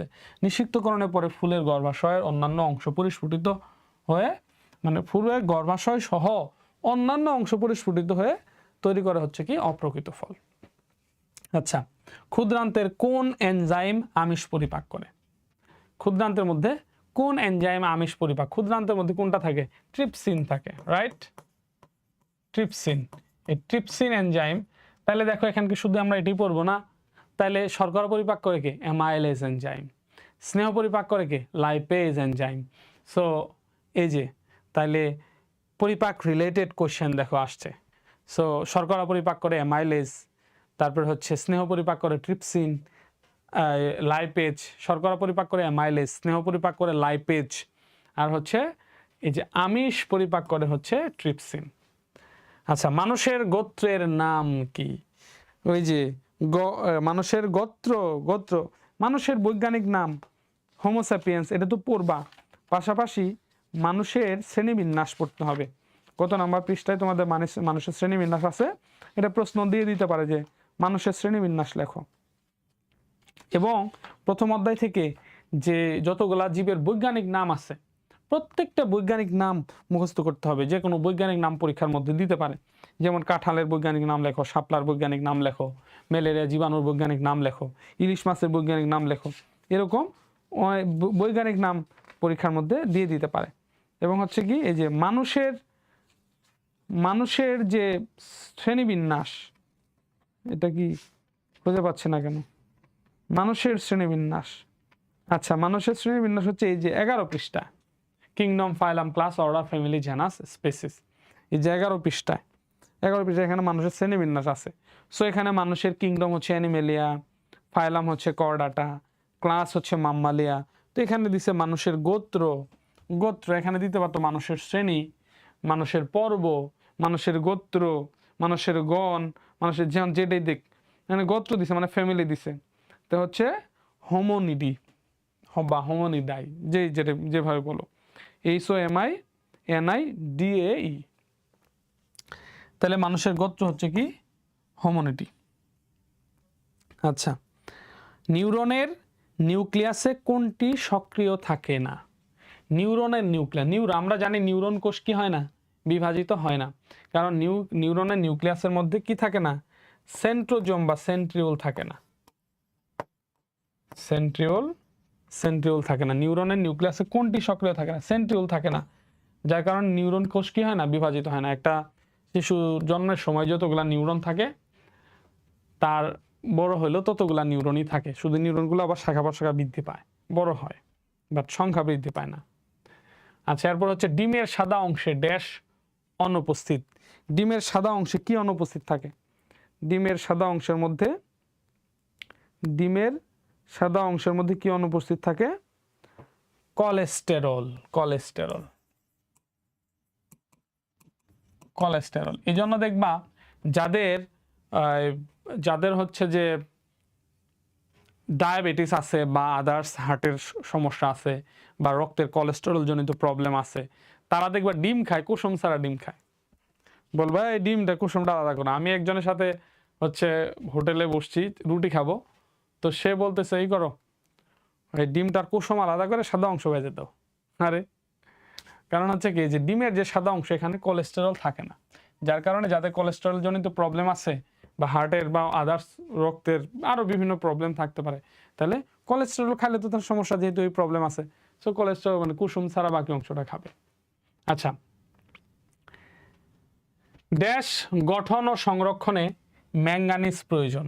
সো এটা বুঝতে পারতেছি কোন জায়গা থেকে হয়েছে। এই প্রশ্নটা হয়েছিল 5ম অধ্যায় থেকে, যেখানে হচ্ছে উদ্ভিদের বিভিন্ন অভাবজনিত লক্ষণ এগুলা দেওয়া আছে। সো ড্যাশ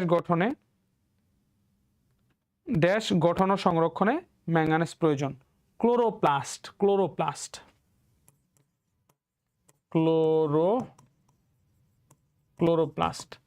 গঠন ও সংরক্ষণে ম্যাঙ্গানিজ প্রয়োজন।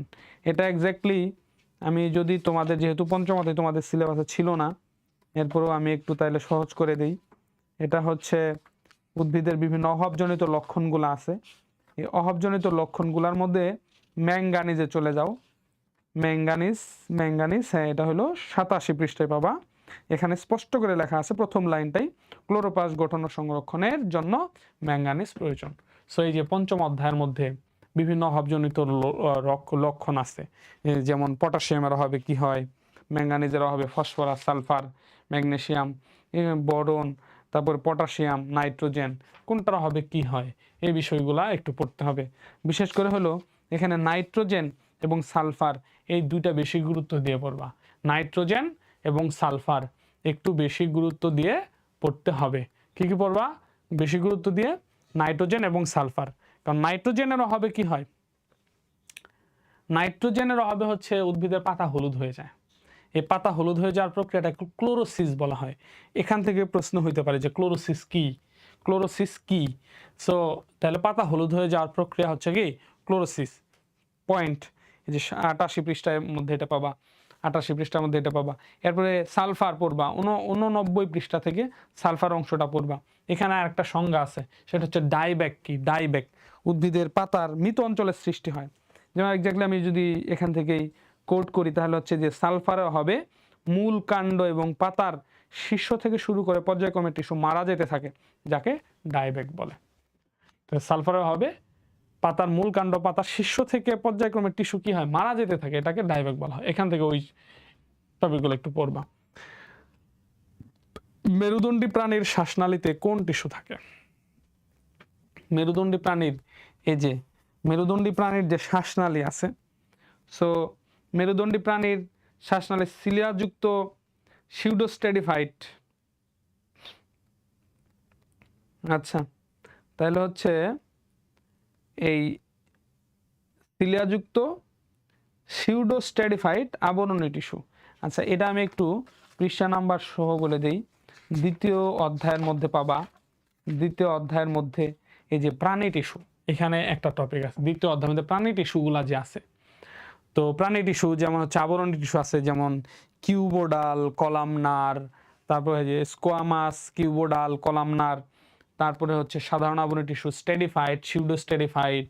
এই যে আবরণী টিস্যুগুলো আছে, সিলিয়াযুক্ত আবরণী টিস্যু, ফ্লাজেলাযুক্ত, ক্ষণপদী, এই আবরণী টিস্যুর যে উদাহরণগুলা, এগুলো যে কোনোটা পরীক্ষার মধ্যে আসতে পারে। যেমন এখানে যেটা আসছে সেটা হচ্ছে কি মেরুদণ্ডী প্রাণীর শ্বাসনালীতে কোন টিস্যু থাকে। এই যে দেখো, এখানে যদি আমরা মেরুদণ্ডী প্রাণীর শ্বাসনালী, এই যে সিলিয়াযুক্ত আবরণী টিস্যু মেরুদণ্ডী প্রাণীর শ্বাসনালী প্রাচীরে দেখা যায়। সিলিয়াযুক্ত আবরণী টিস্যু, সিলিয়াযুক্ত আবরণী টিস্যু, এই যে সিলিয়াযুক্ত আবরণী টিস্যু দেখো 35 পৃষ্ঠা, দ্বিতীয় অধ্যায়ের 35 পৃষ্ঠা। হ্যাঁ ভাই, আমার কিছু গেস্ট আছে বুঝছিস? হ্যাঁ, তো ওরা স্টুডিও দেখতে হবে ওদেরকে, বুঝছিস? তুই একটু পারবি 6:30টার মধ্যে ক্লাস শেষ করতে? চেষ্টা করি।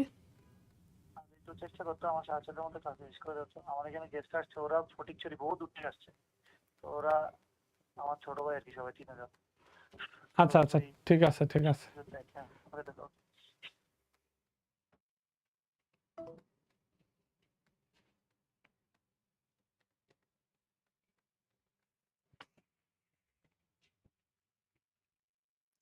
তোমাদের শোভন স্যার কল দিছিল আর কি, সো রিয়েলি সরি, একটু সময় নষ্ট করলাম। আচ্ছা, এরপরে দেখো মেরুদণ্ডী প্রাণীর শ্বাসনালীতে কোন টিস্যু থাকে। মেরুদণ্ডী প্রাণীর ধারে এখানে দেখো এই যে 35 নম্বর পৃষ্ঠা, 35 নম্বর পৃষ্ঠার একেবারে শেষের দিকে সিলিয়াযুক্ত আবরণী টিস্যু মেরুদণ্ডী প্রাণীদের শ্বাসনালীর প্রাচীরে। এই যে মেরুদণ্ডী প্রাণীর শ্বাসনালীতে কোন টিস্যু থাকে, তাহলে এটা হচ্ছে কি সিলিয়াযুক্ত আবরণী টিস্যু। আচ্ছা, তাহলে এটা হবে কি মেরুদণ্ডী প্রাণীর শ্বাসনালীতে থাকে হচ্ছে সিলিয়াযুক্ত আবরণী টিস্যু। ওকে, অমরা অনেকগুলো ড্যাশ দ্বারা তৈরি। অমরা হচ্ছে অনেকগুলো কোষ দ্বারা তৈরি হয়, আমরা কোষ দিতে পারি। এটা 11 অধ্যায় অমরা, 11 অধ্যায়টা একটু ভালো করে পড়বা, প্রাণীর প্রশ্ন বারবার বলতেছি, ওইখান থেকে প্রশ্ন হয়, কন্টিনিউয়াসলি প্রশ্ন হয়। অক্সিজমে কি সাজানো থাকে? অক্সিজমের মধ্যে কি সাজানো থাকে? সো অক্সিজমে কি সাজানো থাকে? তো অক্সিজম ওই যে মাইটোকন্ড্রিয়া যে আছে, মাইটোকন্ড্রিয়ার যে অন্তঃস্তরের এই যে ভিতরের যে স্তর, এটার গায়ে ছোট ছোট বৃত্তাকার দানা যেগুলো থাকে, এগুলো হলো অক্সিজম। অক্সিজমের মধ্যে কি সাজানো? অসংখ্য এনজাইম থাকে, এনজাইম। অক্সিজমের মধ্যে অসংখ্য এনজাইম থাকে, তো এনজাইমগুলো হচ্ছে কি থাকে সাজানো থাকে। আচ্ছা, এরপরে হচ্ছে ক্রোমোজোমের যে স্থানে জিন অবস্থান করে তাকে কি বলে? তো এটা কমন জিনিস, তাকে হচ্ছে লোকাস বলা হয়। ডেন্টিনের ভেতরে নরম অংশকে কি বলে? ডেন্টিনের ভিতরে ওই যে 5ম অধ্যায় পাবা, দাঁতের ভিতরে যে ডেন্টিন থাকে, দাঁতের ভিতরের মূল অংশ ডেন্টিন, ডেন্টিনের ভিতরে এই যে এটা যদি দাঁত হয়, ধরো এটা যদি দাঁত হয়, এটা ডেন্টিন যে এই যে দিক দিয়ে এটা যেটা থাকে এটা হলো এনামেল, ভিতরের মূল অংশটা হলো ডেন্টিন, ভিতর দিয়ে যে ফাঁকা অংশ থাকে এই যে অংশটা এটা হলো দন্ত মজ্জা। তাহলে হচ্ছে ডেন্টিনের ভেতরে নরম অংশ কি বলে, এখান দিয়ে ওই রক্তনালী, স্নায়ু, তারপর হচ্ছে বিভিন্ন অক্সিজেন, কার্বন ডাইঅক্সাইড, এগুলা রক্ত, এগুলো বিভিন্ন পরিবহন হয়। সো ডেন্টিনের ভেতরের অংশের নাম হচ্ছে কি দন্ত মজ্জা, দন্ত মজ্জা। এরপর হচ্ছে শ্রেণীবিন্যাসের মূল লক্ষ্য হলো ড্যাশ ও ড্যাশ সম্বন্ধে জ্ঞান আরোহণ করা। শ্রেণীবিন্যাসের মূল লক্ষ্য হলো, এটা একবার বই থেকে হুবহু কমন পড়ছে। প্রথম অধ্যায়ের মধ্যে যদি যাও, এখানে দেখো শ্রেণীবিন্যাসের উদ্দেশ্য আছে। প্রথম অধ্যায়ের মধ্যে কি আছে? শ্রেণীবিন্যাসের উদ্দেশ্য আছে। এখানে উদ্দেশ্যের মধ্যে দেখো লেখা আছে 7 নাম্বার পৃষ্ঠা, শ্রেণীবিন্যাসের উদ্দেশ্য, শুরুর লাইনটাই, শ্রেণীবিন্যাসের উদ্দেশ্য হলো প্রতিটি জীবের দল ও উপদল সম্বন্ধে জ্ঞান আরোহণ করা। প্রতিটি, এই যে শ্রেণীবিন্যাসের মূল লক্ষ্য হলো কি দল ও উপদল, প্রতিটি জীবের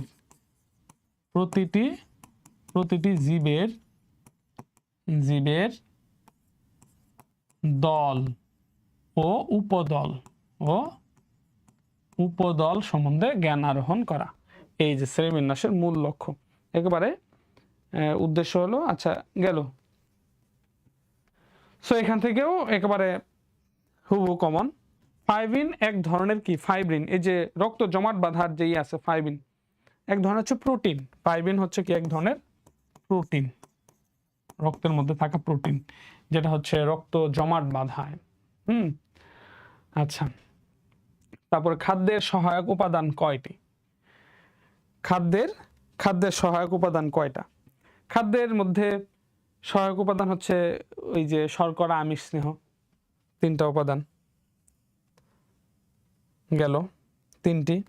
কোনটি তড়িৎ সিগন্যালের মাধ্যমে অনুভূতি মস্তিষ্কে পাঠায়? কোনটা কি করে? কোনটি তড়িৎ সিগন্যালের মাধ্যমে অনুভূতি মস্তিষ্কে পাঠায়? তো অনুভূতি পাঠানোর কাজ করে, প্রতিবেদন ইয়ার কাজ করে কে? সেটা হলো স্নায়ু কোষ হচ্ছে এই কাজগুলা করে। সো এই হচ্ছে মোটামুটি। হ্যাঁ, তো আমরা এনডিসির 24 সাল এবং 23 সালে কোশ্চেন পড়ছি। এখন হচ্ছে যে আমরা এনডিসির হচ্ছে 25 সালের যে বলছিলাম যে কঠিন, যেটা মাথা বিগড়ে যাবে, সেই কঠিন কোশ্চেনটা আমরা এখন একটু দেখব, যে 2025 সালে নটরডেম ভর্তি পরীক্ষা। তো এখন একটু মাথা বিগড়ে যেতে পারে, দেখবা যে মেন বই থেকে একটা কোশ্চেনও কমন পড়ে নাই। মেন বই থেকে একটা বা দুইটা হয়তো আসছিল বোর্ড বই থেকে, বাকিটা আদার্স সব ইন্টারমিডিয়েট বই থেকে আসছে। যেমন ধরো এই যে এন্ডোডার্মিসকে ফিতা বলা হয়, ড্যাশ ফিতা বলা হয় এন্ডোডার্মিসকে। এই ফিতা লিগনিন ও সুবেরিনের আস্তরণ দিয়ে গঠিত। সো এই প্রশ্নটা যে আসছে, এটা তো মেন তোমাদের বইয়ের মধ্যে কখনোই খুঁজে পাওয়া যাবে না, কেউ খুঁজে পাবে না, কারণ হচ্ছে এই কোশ্চেনটা হচ্ছে ইন্টারমিডিয়েট থেকে আসছে। যেমন হচ্ছে এই যে এটা এই আবরণটাকে বলা হচ্ছে ক্যাসপেরিয়ান ফিতা। এন্ডোডার্মিসকে ড্যাশ ফিতা বলা হয়, এন্ডোডার্মিসকে মূলত ক্যাসপেরিয়ান ফিতা বলা হয়। সো এই যে কঠিন একটা প্রশ্ন, ইন্টারমিডিয়েটের বই থেকে আসছে। এখন ইন্টারমিডিয়েট পুরা বই পড়বা না, ওই যে একটু তোমাদের হচ্ছে যে যদি ভালো হয়, তোমাদের শর্ট সিলেবাসের যে অধ্যায়গুলো ছিল, যেমন হচ্ছে প্রথম অধ্যায়, দ্বিতীয় অধ্যায়, তৃতীয় অধ্যায়, ইন্টারমিডিয়েটের সপ্তম অধ্যায়, প্রথম পত্রের সপ্তম অধ্যায়, তারপরে হচ্ছে প্রথম পত্রের দশম অধ্যায়, এই 2টা অধ্যায়, এবং দ্বিতীয় পত্রের প্রজনন একটা আছে, মানব প্রজনন, এই অধ্যায়গুলা, এই 3টা অধ্যায় যে বললাম, এই 3টা অধ্যায় থেকে ওই এইচএসসি ইন্টারমিডিয়েট ফাইনাল পরীক্ষায় যে প্রশ্নগুলো আসছে তার ভিতর থেকে ক নাম্বার এবং খ নাম্বার প্রশ্নগুলো পড়বা। আচ্ছা গেল। ডেঙ্গু জ্বরের ভাইরাসের নাম ও উক্ত ভাইরাসের পোষকের বৈজ্ঞানিক নাম লেখো। এটা হয়তো পারবা যে ডেঙ্গু ডেঙ্গু জ্বরের ভাইরাসের নাম, তা ডেঙ্গু জ্বরের ভাইরাসের নাম কি? ডেঙ্গু জ্বরের ভাইরাস হচ্ছে ডেঙ্গু ভাইরাস, ভাইরাসের নাম হচ্ছে ডেঙ্গু ভাইরাস, অথবা এটাকে ডেঙ্গু জ্বরের ভাইরাসের নাম হচ্ছে ডেঙ্গু ভাইরাস বা হচ্ছে ফ্লেভি ভাইরাস বলা হয়। আর ডেঙ্গু ভাইরাস তো মানুষের পোষক তো মানুষ, সো মানুষের বৈজ্ঞানিক নাম হচ্ছে কি হোমোস্যাপিয়েন্স। আচ্ছা গেল, তাহলে ডেঙ্গু ভাইরাসে উক্ত ভাইরাসের পোষকের বৈজ্ঞানিক নাম। এখন ডেঙ্গু ভাইরাস মশার মধ্যে থাকে, এডিস মশা, সো এখানে এডিস মশার বৈজ্ঞানিক নাম হতে পারে, এবং মানুষের মধ্যেও ডেঙ্গু ভাইরাস থাকে, মশা থেকে মানুষের মধ্যে আসে, সো মানুষের বৈজ্ঞানিক নাম দিলেই হবে হোমোস্যাপিয়েন্স। আর ডেঙ্গু ভাইরাসের নাম হচ্ছে কি ফ্ল্যাভি ভাইরাস অথবা ডেঙ্গু ভাইরাস। হ্যাঁ, আচ্ছা, মায়ের ড্যাশ ক্যালোস্ট্রাম থাকে, যার মাধ্যমে অ্যান্টিবডি মায়ের শরীর থেকে শিশুর দেহে প্রবেশ করে। দেখো, এটা অদ্ভুত একটা তথ্য এখানে দিছে, এটা মনে হয় না কোনো বইয়ের মধ্যে আছে, এটা জাস্ট একটা জেনারেল নলেজ টাইপের বায়োলজিক্যাল নলেজ থেকে এখানে দিছে। সেটা হচ্ছে কি মায়ের শাল দুধে, তাহলে মায়ের শাল দুধের মধ্যে এই যে ক্যালোস্ট্রাম থাকে, যেটা হলো এই জন্য প্রথম যে শাল দুধ ওটা বুকে বাচ্চাদের নবজাতককে খাওয়াইতে হয়, কারণ ওইটা থেকে অ্যান্টিবডি তৈরি হবে, রোগ প্রতিরোধ ক্ষমতা বৃদ্ধি পাবে, এই জন্য শাল দুধ কখনো ফেলে দেওয়া যাবে না, ওটা খাওয়াইতে হবে। আচ্ছা, মানব প্রজনন তন্ত্র কি কি অংশ নিয়ে গঠিত? আচ্ছা, এখানে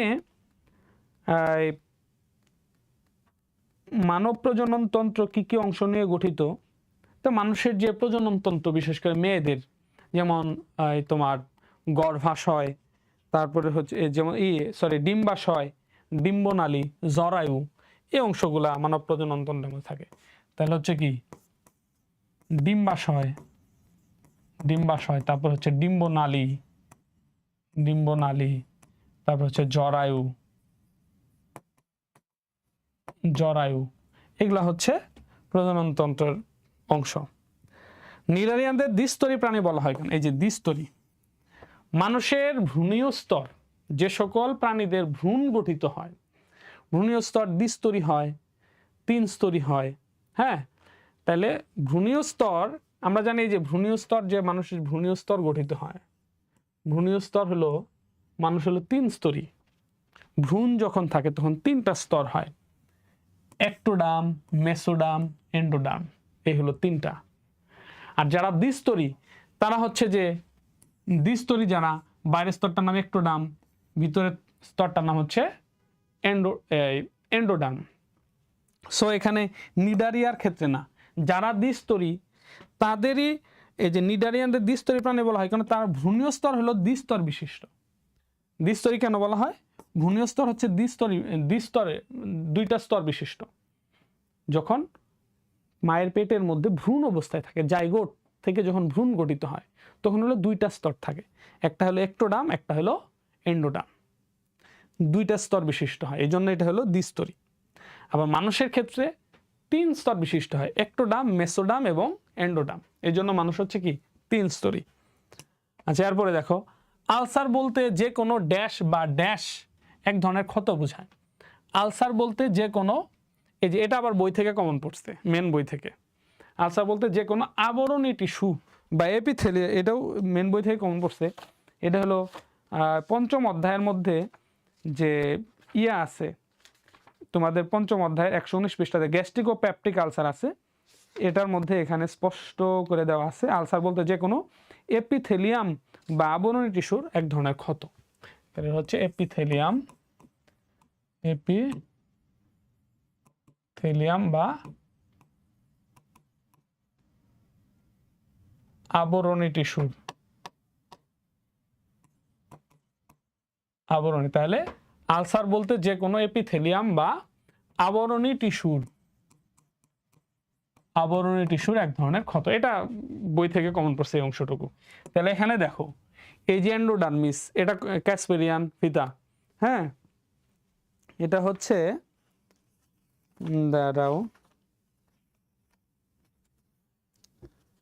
এটা হচ্ছে যে তোমাদের বই থেকে এটা কমন পড়ে নাই, ডেঙ্গু ভাইরাস কমন পড়ে নাই, এই যে মায়ের শাল দুধে ক্যালোস্ট্রাম থাকে কমন পড়ে নাই, মানব প্রজনন তন্ত্রের অংশ, এটা মোটামুটি পারা যায়।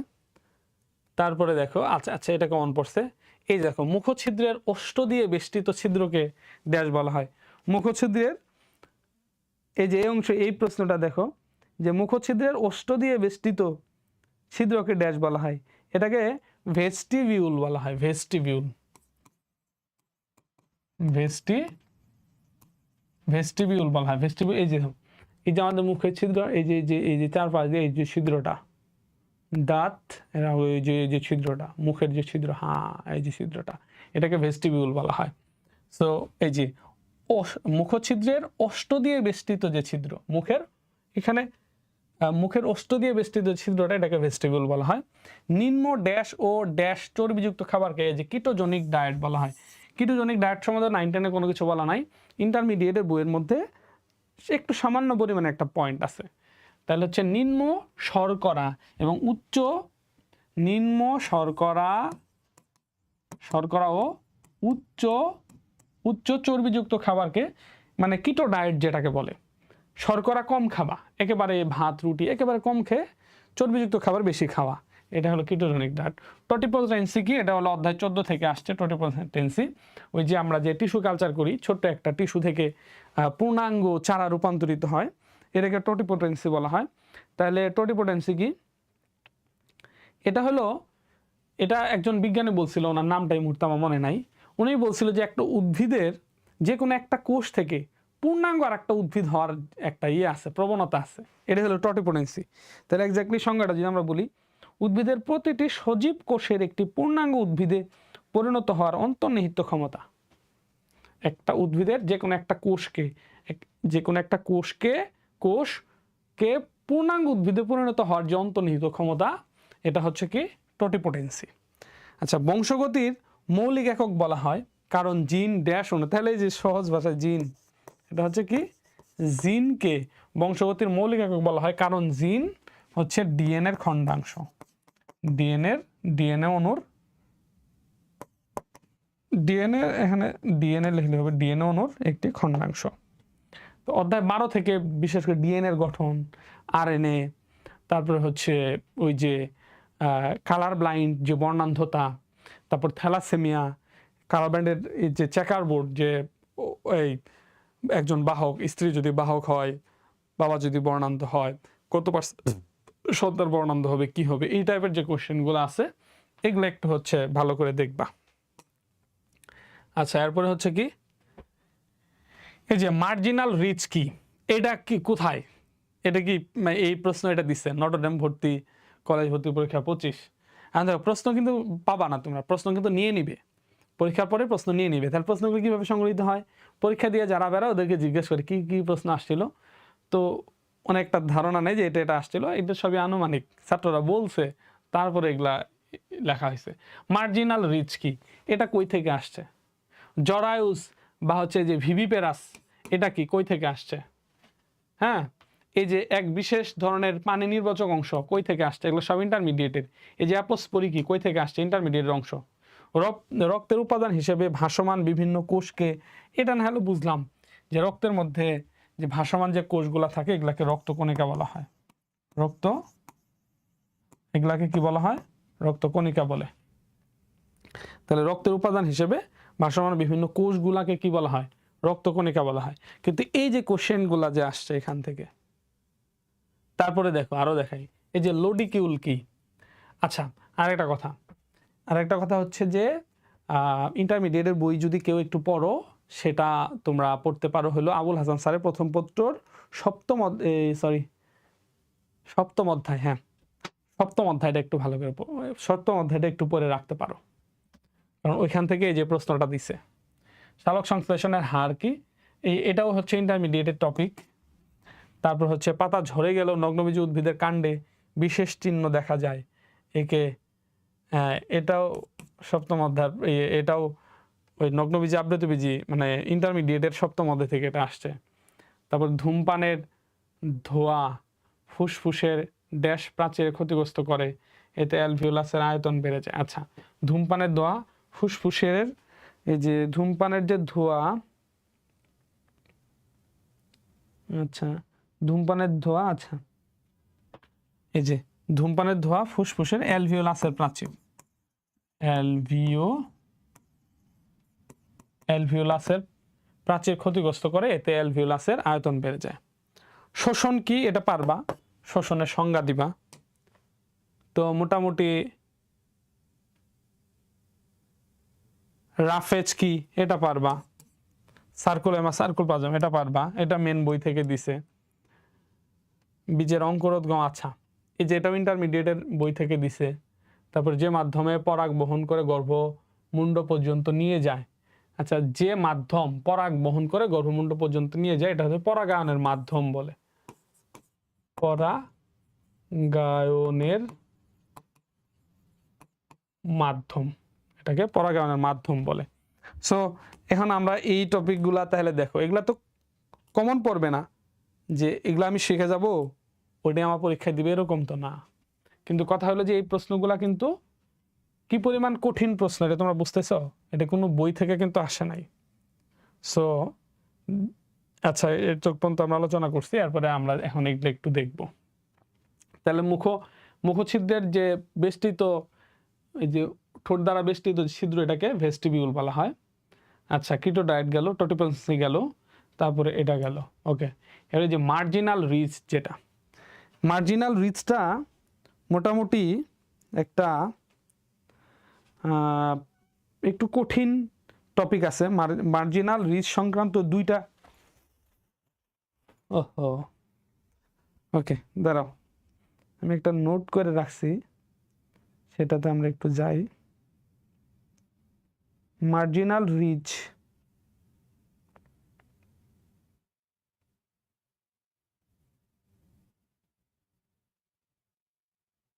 আচ্ছা দাঁড়াও, সরি আমাকে একটু সময় দাও।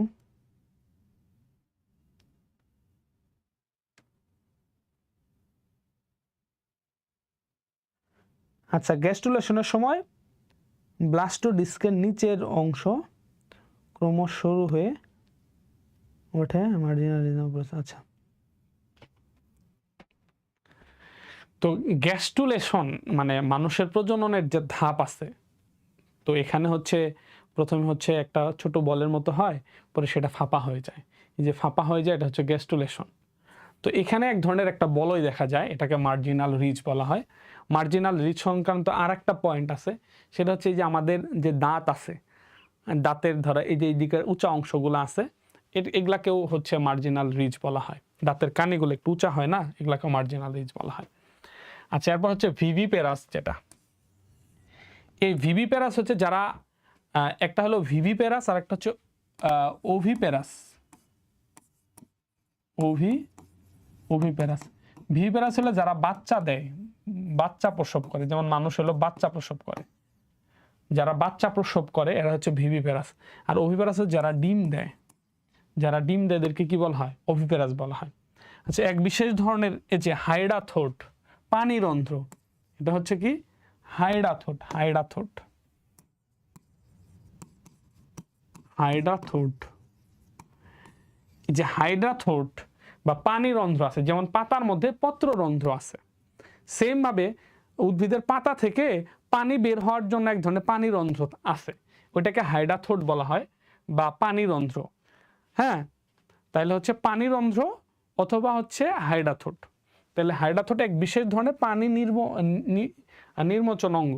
তাহলে উদ্ভিদের পানি বের হওয়ার এক ধরনের ছিদ্র পথ আছে, যেটা হলো পত্ররন্ধ্র না, এমনিতে পানি বের হওয়ার নির্গমনের এক ধরনের পথ, এটা হচ্ছে হাইড্রাথোট। এই হাইড্রাথোটের বর্ণনা ইন্টারমিডিয়েটের মধ্যে আছে, ইন্টারমিডিয়েটের বইয়ে প্রথম পত্রে। তারপরে অ্যাপোস্পোরি, এখানে দুইটা টার্ম একসাথে পড়তে হবে। একটা হলো অ্যাপোস্পোরি, এটা হলো পাবা হলো ওই দশম অধ্যায়, একাদশ দ্বাদশ শ্রেণীর আবুল হাসান স্যারের বইয়ের দশম অধ্যায়ের মধ্যে শেষের দিকে দেখবা দুইটা টার্ম আছে। একটা আছে হলো পার্থেনোজেনেসিস বা অপুংজনি। তাহলে কয়েকটা টার্ম এখান থেকে একটু ভালো করে পড়বা। একটা পড়বা হচ্ছে পার্থেনোজেনেসিস, পার্থেনোজেনেসিস, তারপরে যে অ্যাপোস্পোরি পড়বা, এবং আর একটা পড়বা হচ্ছে অ্যাপোগ্যামি, অ্যাপোগ্যামি। এই কয়টা টার্ম একটু পড়ে রাখবা। তাহলে পার্থেনোজেনেসিস কি? পার্থেনোজেনেসিস দেখো, ধরো এটা একটা ডিম্বাণু, এখানে একটা ডিম্বক, এখানে হলো ডিম্বাণু, এখানে দিয়ে হচ্ছে ওই যে নিষেক্তকরণের সময় শুক্রাণু আসবে আর সেখানে নিষেক হবে, নিষেক হয়ে বীজ হবে, ফল হবে। তো কোনো কারণে এখানে শুক্রাণু আসে নাই, মানে নিষেক হয় নাই, নিষেক ছাড়াই যদি ফলে পরিণত হয়ে যায়, নিষেক ছাড়া শুক্রাণু এখানে আসবে বা পুং গ্যামেট আসবে, স্ত্রী গ্যামেট হয়তো মিলিত হয়ে নিষেক হবে, তারপরে না হলে বীজ হবে। কিন্তু কোনো কারণে যদি এখানে এই পুং গ্যামেট ছাড়াই যদি বীজ গঠিত হয়ে যায়, ফল গঠিত হয়ে যায়, তখন সেটাকে বলা হয় পার্থেনোজেনেসিস। তাহলে নিষেক ছাড়াই যদি ভ্রূণ গঠিত হয়, নিষেক ছাড়া ভ্রূণ গঠিত হলে এই প্রক্রিয়াটাকে কি বলা হয়? পার্থেনোজেনেসিস বলা হয়। এখন আসো হলো অ্যাপোস্পোরি। অ্যাপোস্পোরিটা কি একটু দেখো। অ্যাপোস্পোরিটা হচ্ছে, আচ্ছা এখানে ডিম্বাণুটা আমরা জানি মিওসিস বিভাজনের মাধ্যমে এন ক্রোমোজোম সংখ্যক মিওসিস বিভাজনের মাধ্যমে শুক্রাণুটা তৈরি হয়। এখন এখানে যদি মিওসিসটা যদি ত্রুটিপূর্ণ হয়, এটা বিস্তারিত আলোচনা, আমি একটু শর্টকাট বোঝাচ্ছি। তো এটা তো 2n বিশিষ্ট কোষের মধ্যে মিওসিস হয়, জনন কোষ তৈরি হয়েছে, ডিম্বাণু তৈরি হয়েছে n বিশিষ্ট। তো মিওসিসটা কি হয়েছে? ত্রুটিপূর্ণ হয়েছে। ত্রুটিপূর্ণ হওয়ার কারণে এখানে 2n বিশিষ্ট ডিম্বাণু তৈরি হয়ে গেছে, 2n বিশিষ্ট ডিম্বাণু তৈরি হয়ে গেছে। সো এই যে 2n বিশিষ্ট ডিম্বাণুটা যে তৈরি হলো, এখন যদি এটা থেকেই যদি, তো এখানে n বিশিষ্ট হওয়ার কথা, সেখানে 2n বিশিষ্ট হয়ে গেছে। সো নিজেই তখন ভ্রূণ গঠন করে ফেলায়। তো এটাকে হচ্ছে অ্যাপোস্পোরি বলা হয়। তাইলে অ্যাপোস্পোরির এক্স্যাক্টলি সংজ্ঞাটা আমরা কি বলতে পারি? আমরা বলতে পারি এই যে ডিম্বকের দেহকোষ থেকে ডিম্বাণুটি, আচ্ছা এই যে ডিম্বাণুটা কি ত্রুটিপূর্ণ মিওসিসের কারণে, হ্যাঁ ত্রুটিপূর্ণ মিওসিসের কারণে ডিপ্লয়েড ডিম্বাণু সৃষ্টি হয়। ত্রুটিপূর্ণ মিওসিসের কারণে ডিপ্লয়েড ডিম্বাণু সৃষ্টি হয় এবং নিষেক ছাড়াই ভ্রূণ যদি গঠিত হয়, তখন সেটাকে অ্যাপোস্পোরি বলা হয়। তো ত্রুটিপূর্ণ মিওসিসের কারণে যদি ডিপ্লয়েড ডিম্বাণুটা তৈরি হওয়ার কথা ছিল ক্যান বিশিষ্ট, হ্যাপ্লয়েড হওয়ার কথা ছিল, হ্যাপ্লয়েড, কিন্তু মিওসিস বিভাজন ত্রুটিপূর্ণ হওয়ার কারণে 2n বিশিষ্ট ডিম্বাণু তৈরি হয়েছে। তার মানে এটা হচ্ছে কি ডিম্বাণু তৈরি হয়েছে? ডিপ্লয়েড ডিম্বাণু তৈরি হয়েছে। এই ডিপ্লয়েড ডিম্বাণু থেকে যে ভ্রূণ গঠিত হবে সেটাকে অ্যাপোস্পোরি বলা হয়। এখন আসো অ্যাপোগ্যামি। অ্যাপোগ্যামি হচ্ছে, এখানে তো ডিম্বাণুর সাথে যে পুং গ্যামেটের মিলিত হয়ে নিষেক হয়ে তারপরে হওয়ার কথা, কিন্তু এখানে পুং গ্যামেট আসে নাই। এই যে ডিম্বাণুর আশেপাশে কিন্তু সহকারী নিউক্লিয়াস থাকে বা এখানে প্রতিপাদ কোষ থাকে। তো এই সহকারী নিউক্লিয়াস বা এই প্রতিপাদ কোষ কোনো একটার মাধ্যমে এখানে যদি ভ্রূণ গঠিত হয়ে যায়, তখন সেটাকে অ্যাপোগ্যামি বলা হয়। তাহলে নিষেক ছাড়া সহকারী নিউক্লিয়াস বা প্রতিপাদ কোষ বা ভ্রূণত অন্য কোনো কোষ দ্বারা যদি নিষেক হয়ে যদি মানে সহকারী কোষ বা প্রতিপাদ কোষ এদের দ্বারা যদি ভ্রূণথলি গঠিত হয়, তখন সেটাকে অ্যাপোগ্যামি বলা হয়।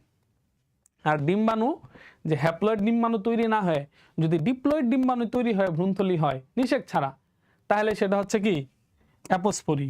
পার্থেনোজেনেস কি নিষেক ছাড়া, মানে এই প্রত্যেকটা কারোটার মধ্যে নিষেক হবে না, নিজে শুধু ডিম্বাণু থেকে ভ্রূণথলি গঠিত হয়ে যাবে।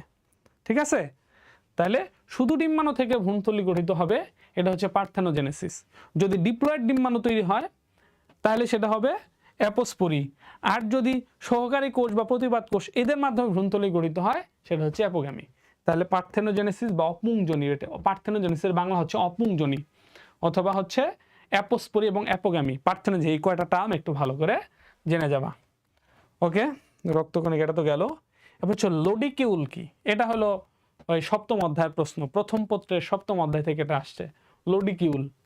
আচ্ছা, লোডিকিউল বুঝতে গেলে পুষ্পপুট বুঝতে হবে। পুষ্পপুট,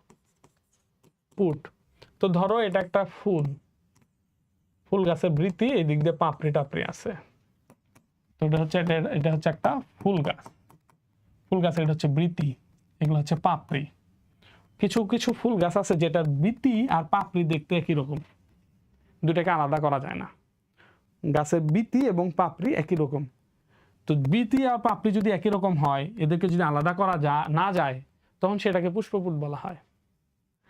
আর ধান গাছের ক্ষেত্রে যে পুষ্পপুট আছে, ধান গাছের ক্ষেত্রে যে পুষ্পপুট আছে সেটাকে লোডিকিউল বলা হয়। তাহলে লোডিকিউল কি? ধান গাছের পুষ্পপুটকে লোডিকিউল বলে। সালোক সংশ্লেষণের হার কি? এই হার পরিমাপের সমীকরণটি লেখো। সালোক সংশ্লেষণের হার কি? সালোক সংশ্লেষণের সময় কি কার্বন ডাই অক্সাইডের প্রয়োজন পড়ে? কার্বন ডাই অক্সাইডের প্রয়োজন পড়ে। আর কি তৈরি হয়? অক্সিজেন তৈরি হয়। এই যে অক্সিজেন তৈরির হার, যে পরিমাণ অক্সিজেন তৈরি হয় সেটাকে আমরা যদি যে পরিমাণ কার্বন ডাই অক্সাইডের প্রয়োজন হয়, এই দুটার অনুপাতই হচ্ছে সালোক সংশ্লেষণের হার। তাহলে সালোক সংশ্লেষণ প্রক্রিয়ায় অক্সিজেন তৈরি এবং কার্বন ডাই অক্সাইডের প্রয়োজন, এটার যে অনুপাত, এটাকে কি বলা হয়? এটাকে হচ্ছে সালোক সংশ্লেষণের হার বলা হয়। পাতা ঝরে গেলেও নগ্নবীজী উদ্ভিদের ক্ষেত্রে বিশেষ চিহ্ন দেখা যায়। ধরো নগ্নবীজী সাইকাস মাইনাস গুলা দেখো, পাতা ঝরে গেছে কিন্তু একটা অংশ দেখা যায়, ওই যে নারকেল গাছের মতো, অনেকটা খেজুর গাছের মতো পাতা ঝরে গেছে, বাট ওই যে ডাল বোঝা যাচ্ছে যে এখানে একটা পাতা ছিল, এখানে একটা পাতা ছিল, এটা একটা পাতা ছিল, এরকম। তো এই যে পাতা ঝরে গেলেও কাণ্ডের একটা বিশেষ চিহ্ন সেই ইয়ের মধ্যে দেখা যায়। এগুলাকে কি বলা হয়? এগুলাকে লিভ স্কার বলা হয়। লিভ স্কার, এটাকে কি বলা হয়? এটাকে হ্যাঁ, লিভ স্কার,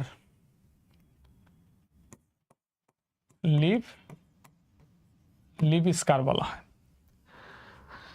ওকে, শোষণ কি? এটা গেল।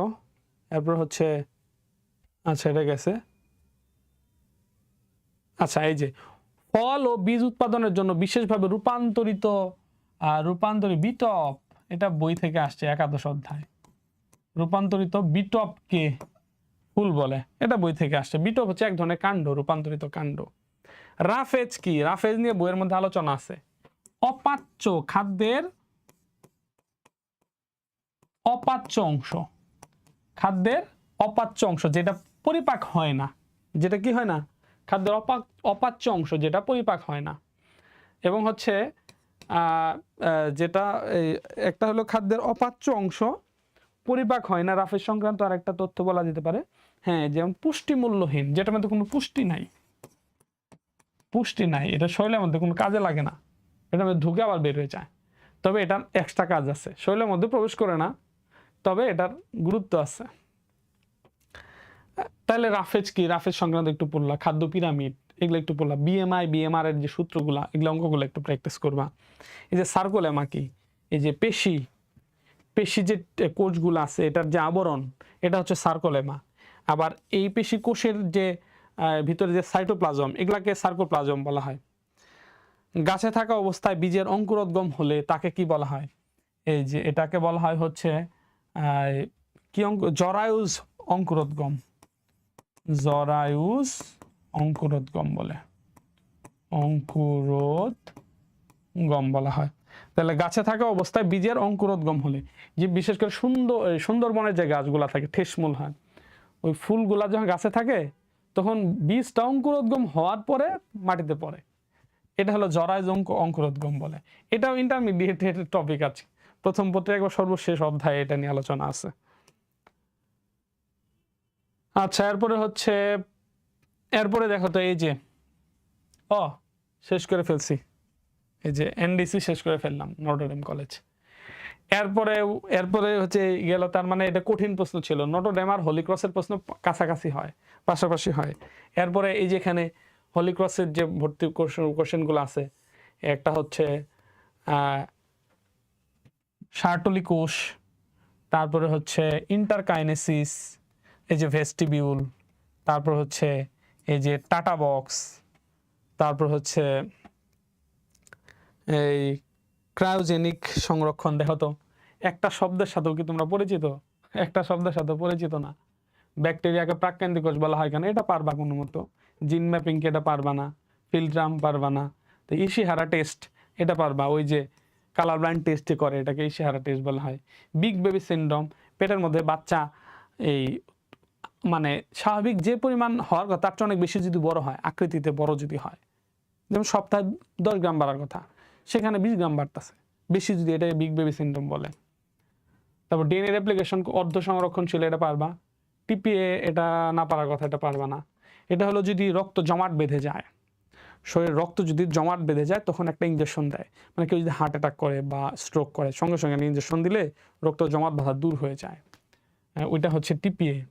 তারপর পেরিকার্ডিয়াম কি হৃৎপিণ্ডের প্রাচীর, ল্যামিনা ক্রাইবোসিস এটা পারবা না। ডটার সেল অপত্য কোষ এটা পারবা। সো এখানে দেখো এই যেহেতু সময় ক্লাস আনতে যে দীর্ঘ করে লাভ নাই, আর আমি এগুলো তোমাকে সুন্দর করে বুঝাই দিলাম, তুমি বুঝলা এটি পরীক্ষা আসবে এটাও না। এই যে প্রশ্নগুলো আছে এগুলা তুমি এখন নিচে নিজে রিসার্চ করবা, নিজে নিজে কি করবা, রিসার্চ করে এগুলা বের করবা, নিজে নিজে উত্তরগুলা বের করা। আমি তো এগুলো পারলে এগুলো আমি করে দিতাম, কিন্তু আমি যদি করে দেই সেটাই যদি তুমি মুখস্থ করে যাও তাহলে তোমার দ্বারা ওই টাইপের স্টুডেন্টদের জন্য নটর ডেম আসলে না, হলি ক্রস না, সেন্ট জোসেফ ওই টাইপের স্টুডেন্টদের জন্য না। যারা হলে নিজে নিজে এগুলো পারে অথবা নিজে নিজে বের করে, আমি শুধু দেখাই দিচ্ছি যে কোশ্চেনগুলো কোন জায়গা থেকে হয়, কিভাবে হয়, এটাই শুধু জাস্ট আমি দেখাই দিলাম। একটা দুইটা ক্লাসে, এক মাসের ক্লাসে, 15 দিনের ক্লাসে এনডিসিতে চান্স পাওয়া সম্ভব না। সো এই কাজগুলো, এগুলো এই কোশ্চেনগুলো তোমরা রিসার্চ করবা, নিজেরা করবা বাকিটা। এরপর হচ্ছে আমি তোমাদের আরো কয়েকটা জিনিস আমি দেখাই দিই অধ্যায় ভিত্তিক। আমি এটা ওই ভর্তি গাইড যেটা আছে ওগুলা থেকে আমি উঠাই দিছি, সম্ভবত জয় কলির একটা বই, ওইটা থেকে আমি একটা উঠাই দিছি এগুলা। সো অল ক্রেডিট জয় কলির ক্রেডিট দিলাম আর কি।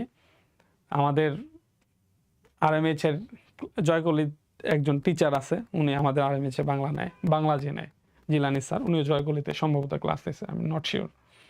আচ্ছা যাই হোক, সো এই যে আমি তোমাকে এই যে যেমন প্রথম অধ্যায় থেকে এই যে প্রশ্ন কিছু অনেকগুলো প্রশ্ন দেওয়া আছে, এই যে প্রথম অধ্যায়ের অনেকগুলো প্রশ্ন দেওয়া আছে, প্রথম অধ্যায়ের অনেকগুলো প্রশ্ন দেওয়া আছে। এই প্রশ্নগুলো নিজের উত্তর কিন্তু আমি দিলে দিতে পারতাম, তাই নেই, উত্তর দেখে দেখে পড়ো না, এই প্রত্যেকটা প্রশ্ন উত্তর তুমি নিজে নিজে বের করো, নিজে নিজে এগুলো নোট করো। এই যে দ্বিতীয় অধ্যায়ে অনেকগুলো প্রশ্ন দেওয়া আছে, এইভাবে অনেকগুলা প্রশ্ন আমি তোমাদের দিয়ে দিছি, এটাই সাজেশন। এই প্রশ্নগুলো এখন তোমরা নিজেরা নিজেরা রিসার্চ করো। আর আমি যতগুলো প্রশ্ন দেখাই দিলাম এনডিসির 3টা এডমিশনের 3 ইয়ারের কোশ্চেন দেখাই দিলাম, এটাই হচ্ছে তোমার সাজেশন। এর উপর বেস করেই আশা করি পুরা ধারণাটা তোমার ক্লিয়ার হবে, পারফেক্ট। হয়তো ধারণা ক্লিয়ার হয়ে গেছে, এখন বুঝতে পারছো যে কোশ্চেনগুলো কোথায় থেকে আসে। নটর ডেম আর হোলি ক্রস পাশাপাশি লেভেলের একই টাইপের কোশ্চেন হয়। সো ভালো করে প্রিপারেশন নাও। আর আমার মনে হয় যে টিচারদের কাছে ক্লাস করার চাইতে ক্লাস করে এনডিসিতে চান্স পায় হওয়ার সম্ভব না, সেই সময় শেষ। নিজে নিজে রিসার্চ করো, দরকার পড়ে ইন্টারমিডিয়েটের প্রথম পত্র দ্বিতীয় পত্র বইগুলো সংগ্রহ করো, করে যে টপিকগুলো তোমার 9-10 লেভেলের সাথে ওই টপিকগুলো ইন্টারমিডিয়েটের বই খুঁজে বের করে ওইখান থেকে এখন একটু পড়াশোনা করো। তাহলে কি হবে, তোমার ইন্টারমিডিয়েটের প্রস্তুতিটাও হবে, পাশাপাশি কলেজ এডমিশনটা তোমার জন্য সহজ হবে। কারণ 2025-এর যে কলেজ এডমিশন হয়েছে এটা কিন্তু ইন্টারমিডিয়েটের বই থেকে পুরাটা। সো এখন 26-এ কী হবে সেটা জানি না। সো এটা সম্পূর্ণ তোমাদের ওপর কর্তৃপক্ষের ওপর ডিপেন্ড করবে, তারা শর্ট সিলেবাসে না ফুল সিলেবাসে নিবে, কোন জায়গা থেকে কোশ্চেন করবে সেটা না। কোশ্চেন তোমার জন্য হার্ড হলে সবার জন্যই হার্ড হবে। সো তুমি পড়াশোনা করছো, সবাই পড়াশোনা করছে, সো হার্ড হলে সবার জন্যই আর সহজ হলেও সবার জন্যই। সো তোমরা একটা বেস্ট একটা প্রিপারেশন নাও, তোমাদের জন্য শুভকামনা রইলো। অন্যান্য ফিজিক্স কেমিস্ট্রির মতো ক্লাসটা আমি দীর্ঘ করলাম না, শর্ট করলাম, কারণ আমি যতই আলোচনা করি সেগুলা থেকে তো আসবে না, আসবে হচ্ছে টোটাল বইয়ের নির্যাস থেকে। সো এখন আই থিঙ্ক তোমার বেশি বেশি প্র্যাকটিস করা উচিত। আর হচ্ছে আরএমএইচের যে ইউটিউব চ্যানেল আছে, আরএমএইচ লিখলে ইউটিউব চ্যানেল আসবে, সেখানে আমার বায়োলজি অনেক ফ্রি ক্লাস আছে। প্রথম অধ্যায়ের একটা ফ্রি প্লেলিস্ট করা আছে, দ্বিতীয় অধ্যায়ের একটা ওয়ান শট আছে, আর বেশি অধ্যায় আমার নাই, আস্তে আস্তে পাবলিক করব, বাট পেইড কোর্সে এখন ক্লাস নিচ্ছি। তোমরা জানো যে বায়োলজি ক্লাস আমি কেমন পড়াই। পাশাপাশি আমাদের আরএমএইচে ফিজিক্স কেমিস্ট্রি সব আছে, সব ফ্রি ক্লাস দেওয়া আছে। প্রত্যেকের ক্লাস করে যদি ভালো লাগে আমি সাজেস্ট করব, যেহেতু তোমরা যারা আমার কাছে 9-10-এ পড়ছো তাদের প্রতি আমার সাজেশন হচ্ছে ইন্টারমিডিয়েটে যদি আমার কাছে পড়ো তাহলে তোমাদের জন্য একটু সহজ হবে, কারণ বা যারা হচ্ছে আমার পড়া বুঝো। সো এটাই তোমাদের প্রতি আমার আবদার, রিকোয়েস্ট থাকবে, যদি অনলাইনে কোনো কোর্সে ভর্তি হও আমার ক্লাস যাদের ভালো লাগে তা বায়োলজির জন্য আমার কোর্সটা নিবা ইনশাল্লাহ। আর স্পেশালি ডিসকাউন্ট চলতেছে এখন, সো ডিসকাউন্ট থাকা অবস্থাতেই ভর্তি হয়ে যাও, এটাই হলো আমার রিকোয়েস্ট। আর হচ্ছে একবার কম্বো কোর্স নিলে আরও সুবিধা পাবা, আর বিশেষ করে যে বইটার কথা বলবো ইন্টারমিডিয়েটের সহজ বায়োলজি প্রথম পত্র এবং দ্বিতীয় পত্র বোধ তোমরা পেয়ে যাবা। এখন আপাতত প্রথম পত্র আছে, বইটা সংগ্রহ করতে পারো। রকমারিতে একটু ডেমো দেওয়া আছে, সেখানে দেখতেও পারো, ক্যাশ অন ডেলিভারিতে নিবা। আমি বলবো যে এই বইটা তোমাকে হচ্ছে পড়ালেখা একেবারে সহজ করে দিবে, ছোট্ট করে দিবে। ইন্টারমিডিয়েট বইগুলো দেখবে অনেক বড়, এই বড় বইটাকে ছোট্টর মধ্যে আনা হয়েছে। সো মজা পাবা, বিশেষ করে যারা একটু অল্প পড়াশোনা করে প্লাস পেতে চাও, এই যে এটার মতো কইরা, এটার চেয়েও আরও সুন্দর বই এটা। সো তাদের জন্য খুবই বেস্ট একটা বই হবে। এবং এই বইটা থেকে একবারে এসএসসির মতোই 80 to 90% কোয়েশ্চেন এখান থেকে কমন পাবো ইনশাল্লাহ। সো আমার বইটা নেওয়ার জন্য ইনভাইটেশন, আমার কোর্সে ভর্তি হওয়ার জন্য ইনভাইটেশন দিলাম। সো তোমাদের জন্য অসংখ্য দোয়া রইল, তোমাদের রেজাল্ট ভালো হোক, তোমরা যেন প্রত্যেকেই যেন নটরডেমে চান্স পাও, এরকম একটা দোয়া করি। আর নটরডেমে চান্স পাইলে ভালো, আর না পাইলে যে এরকম না তা তো না, আরও বাংলাদেশে অসংখ্য ভালো ভালো কলেজ আছে, যে কোনো একটা ভালো কলেজে চান্স পাও, এই দোয়া রইল। সবাই ভালো থাকো, আমার জন্য দোয়া করো। আসসালামু আলাইকুম।